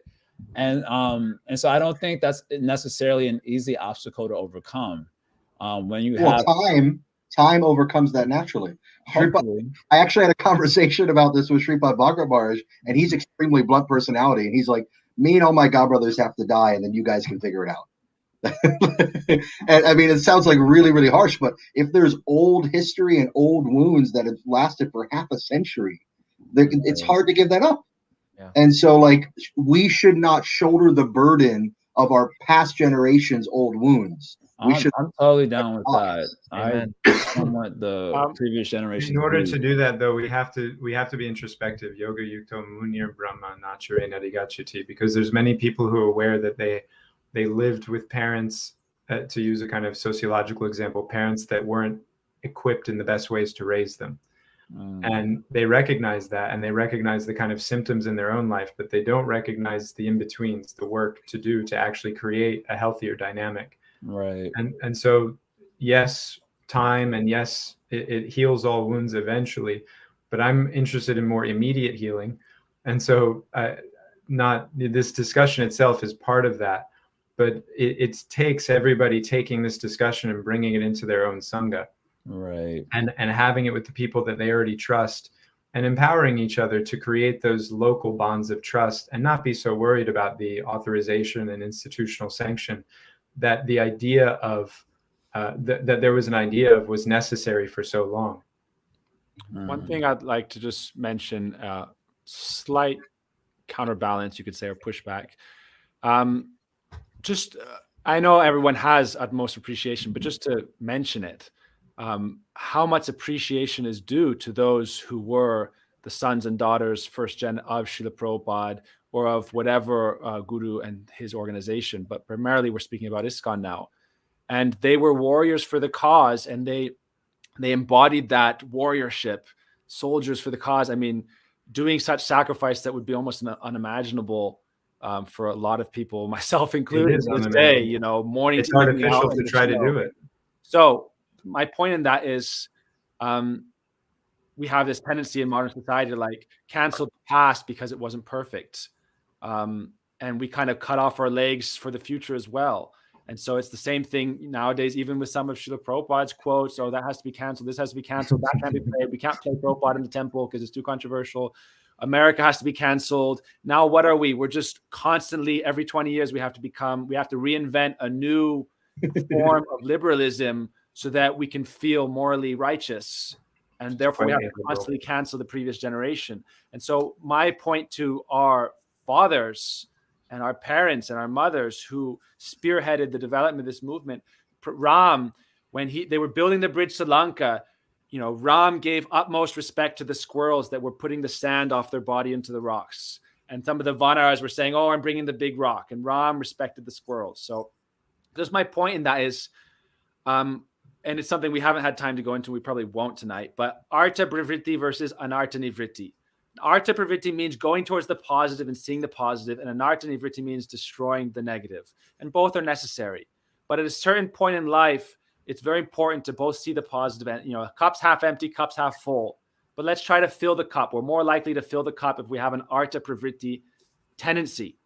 And we have to also purify the faults of the past, but not that we throw the baby out with the bathwater. So my point in this is, if you're a warrior your whole life, it's hard to put down your arms, but maybe that was your role, that generation, to be a warrior and to build strong walls and defenses and spearhead the whole thing. So now it's a question of, okay, moving forward, become a Brahmin. But now becomes Brahmin. Yeah. Well, Prabhupada, that war against, I'm a closet fanatic, and I love the war analogies. So Prabhupada speaks about the war against Maya and this ISKCON mission as soldiers and militia, and I'm into it. And what were that first generation, if we think about the most famous war that we all know of, it's World War II. And what was that first generation? They were storming the beach at Normandy.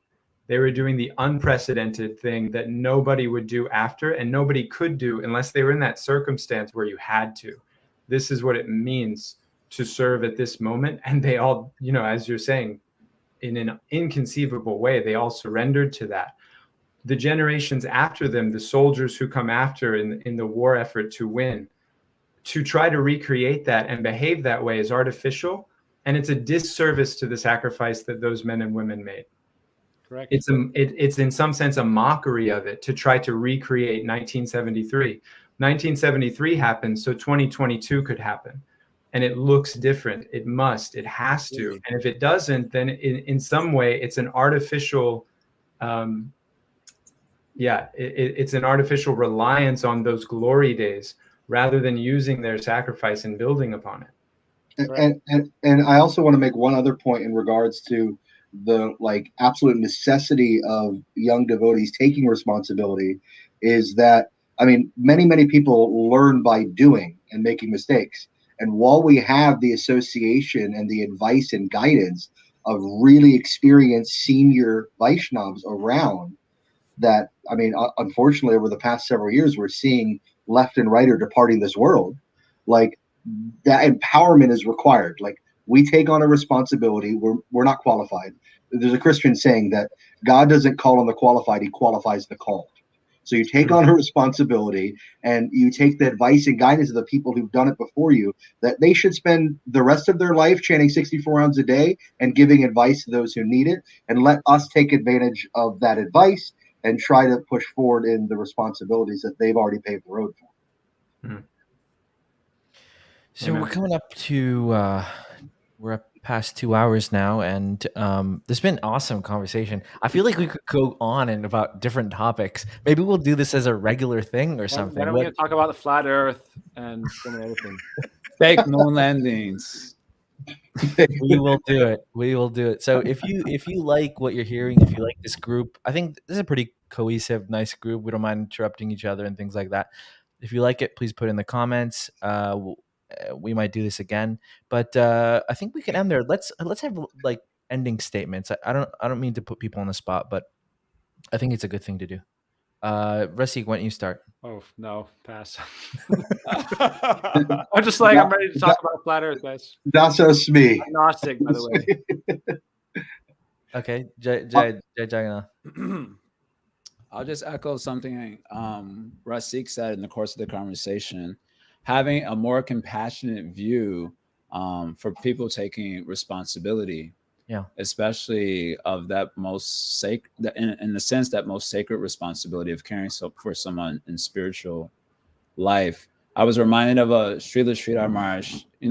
This is echoing something that this is echoing Deva Madhava's Marichi story, but Srila Maharaj tells a story of Krishna's headache and needing the foot dust of the Vaishnavas. Mm-hmm. And then the gopis finally being prepared to go to hell to remove Krishna's headache for even a moment. And he says, that's how I received the order to make disciples. Because he said, for years and years, devotees were asking me to do that seva. And I was like, nope. But then he says, he was telling this story and he said, no, I must embrace the order of Guru in this spirit, that I'm prepared to go to hell to fulfill the order of my Guru. And then he was telling, because he's speaking to the disciples of Prabhupada, this is in Sri Guru in his grace book. And he says, if you embrace the order of the Guru with that spirit, you'll be protected. And so that story combined with Rasikma, a more compassionate view towards those who are taking that responsibility. And then from those who would put their trust in such a person, saying that, wow, this is a very heavy thing they're doing. And just from that, maybe at least allowing our hearts to be open to the possibility of embracing shelter in that way, even though it might not be Mahabhagavad or what other abstract idea we have governing our psyche, as it should also be playing a role too, not to dismiss that. So I was appreciating that angle a lot in the course of the conversation. Anyone else?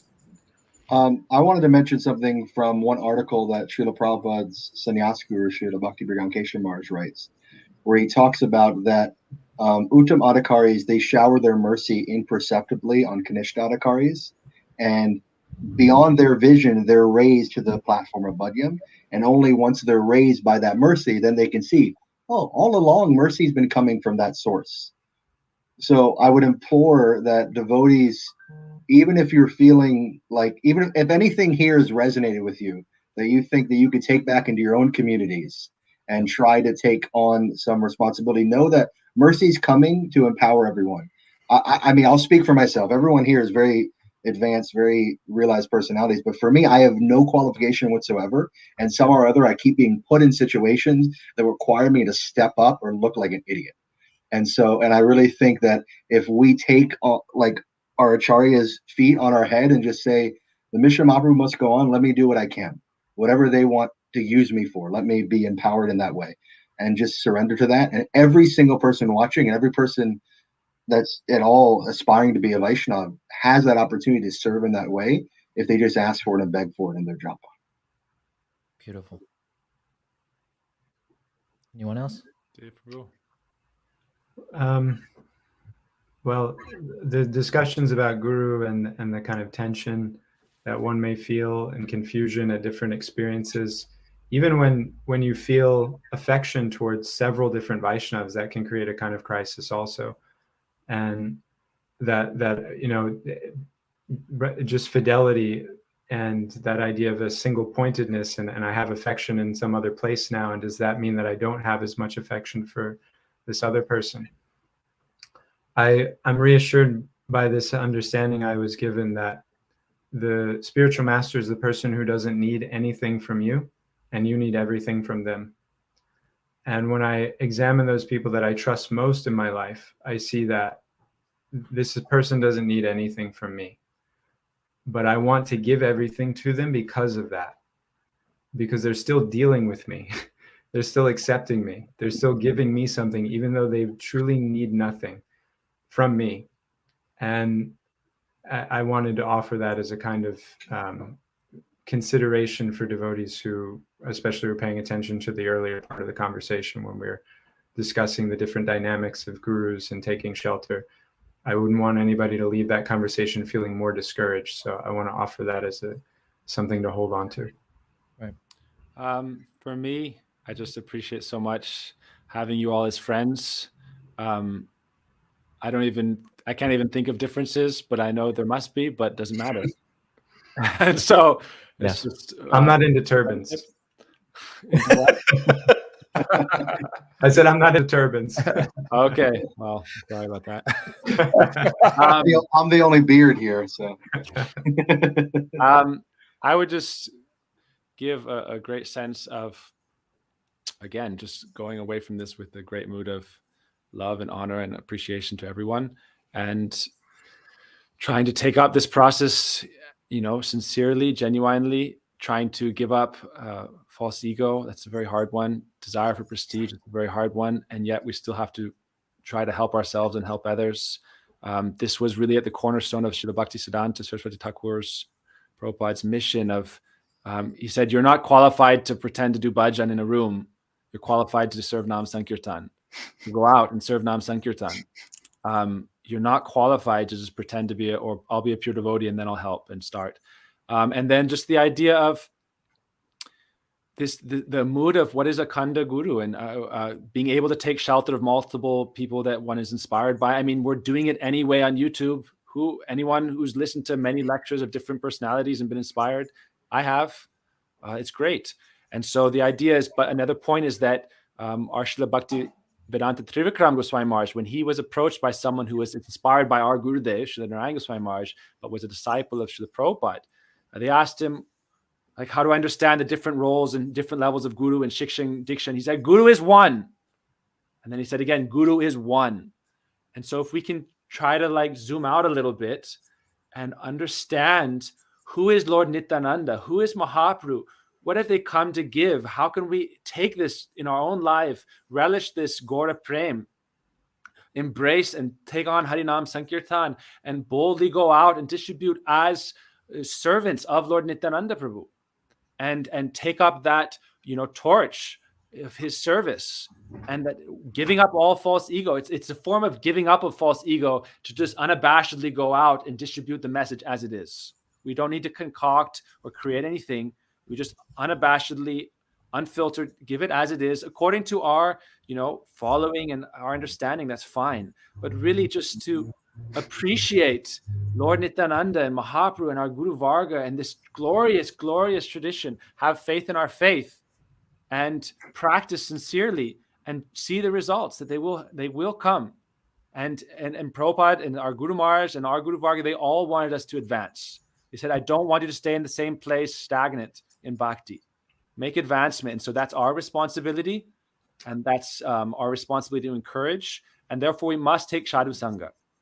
Sadhu Sangha is necessary in every stage of bhakti. And Sadhu Sangha means try to find some kind of higher association or guidance and follow in that.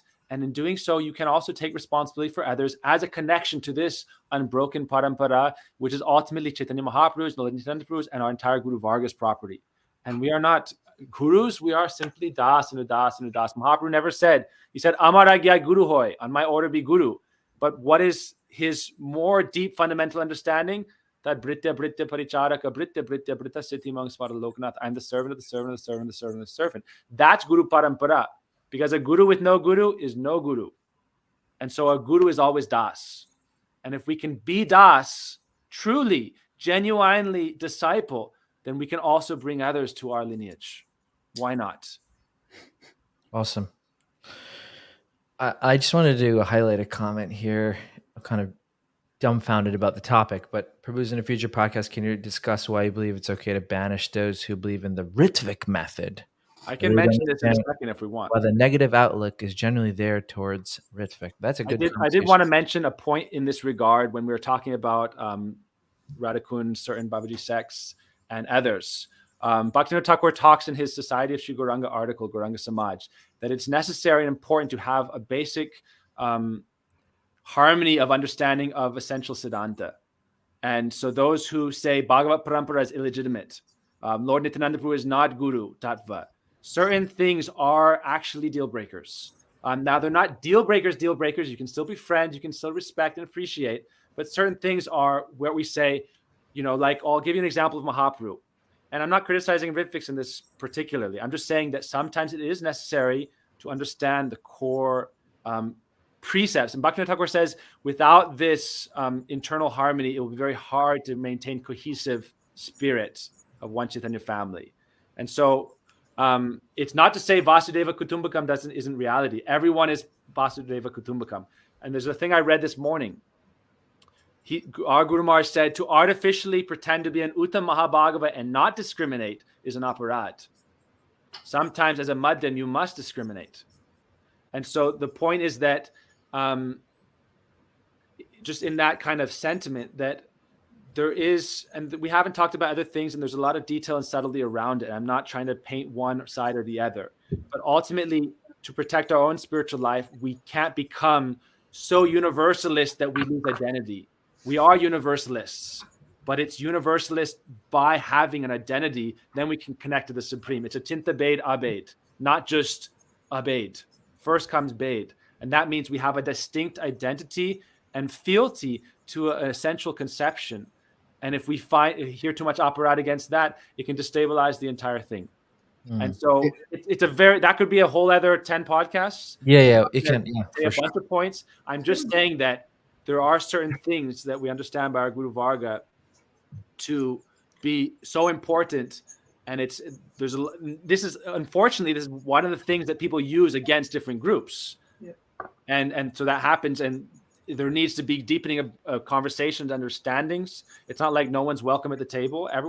You can have a conversation with everyone, but not all. But you can't have a conversation with most Ritviks. That's the point. That they're so contentious. That's the problem. If you didn't have a problem with everybody else's approach, there wouldn't be such a problem with your approach, even though philosophically we might be able to find one quite easily. Yeah. If Prabhupada's enough for you, I'm not here to tell you that you shouldn't feel that way. But if you start coming at me in my relationship with my spiritual master or somebody else's, and as Jai said, try to leave somebody stranded with faith nowhere, that's when there's an issue. And that's a really great point. And just sorry, in 20 seconds, just to mention something that 20 seconds too long, Rasik. 20 seconds. If a whole like ideology is based on the principle of criticizing others, then that's a warning sign to not associate as much. And so this is a very important principle. So it's not so much Dave Madhavu, to your point, it's the constant tenacity in like this bulldog mentality of criticize. Everyone is bogus but me. And if someone's always like that, then it's like, Haribo, good for you. A theology about love should be naturally all attractive. We're worshiping the all attractive one. And if it requires aggressive, critical proselytizing, and it's not all attractive by its own nature, then it's a questionable theological belief. Awesome. All right, I think we can end there. Thank you, everyone, for listening. Thank you, Prabhus, for joining me. I am just in awe of you guys. I think you all have so much to offer, and this is the next generation. Looks really bright. And thank you for Tulsi for joining briefly. The boys, some woke up, so she's doing that, and we'll turn off the live. And thank you, everyone, for joining. Please like and subscribe. The Late Morning Program, #1 Hare Krishna podcast in the world. Haribol. Go. Yeah, Hare Krishna. Stay on, guys. Oh, okay. Hare Krishna, Hare Krishna.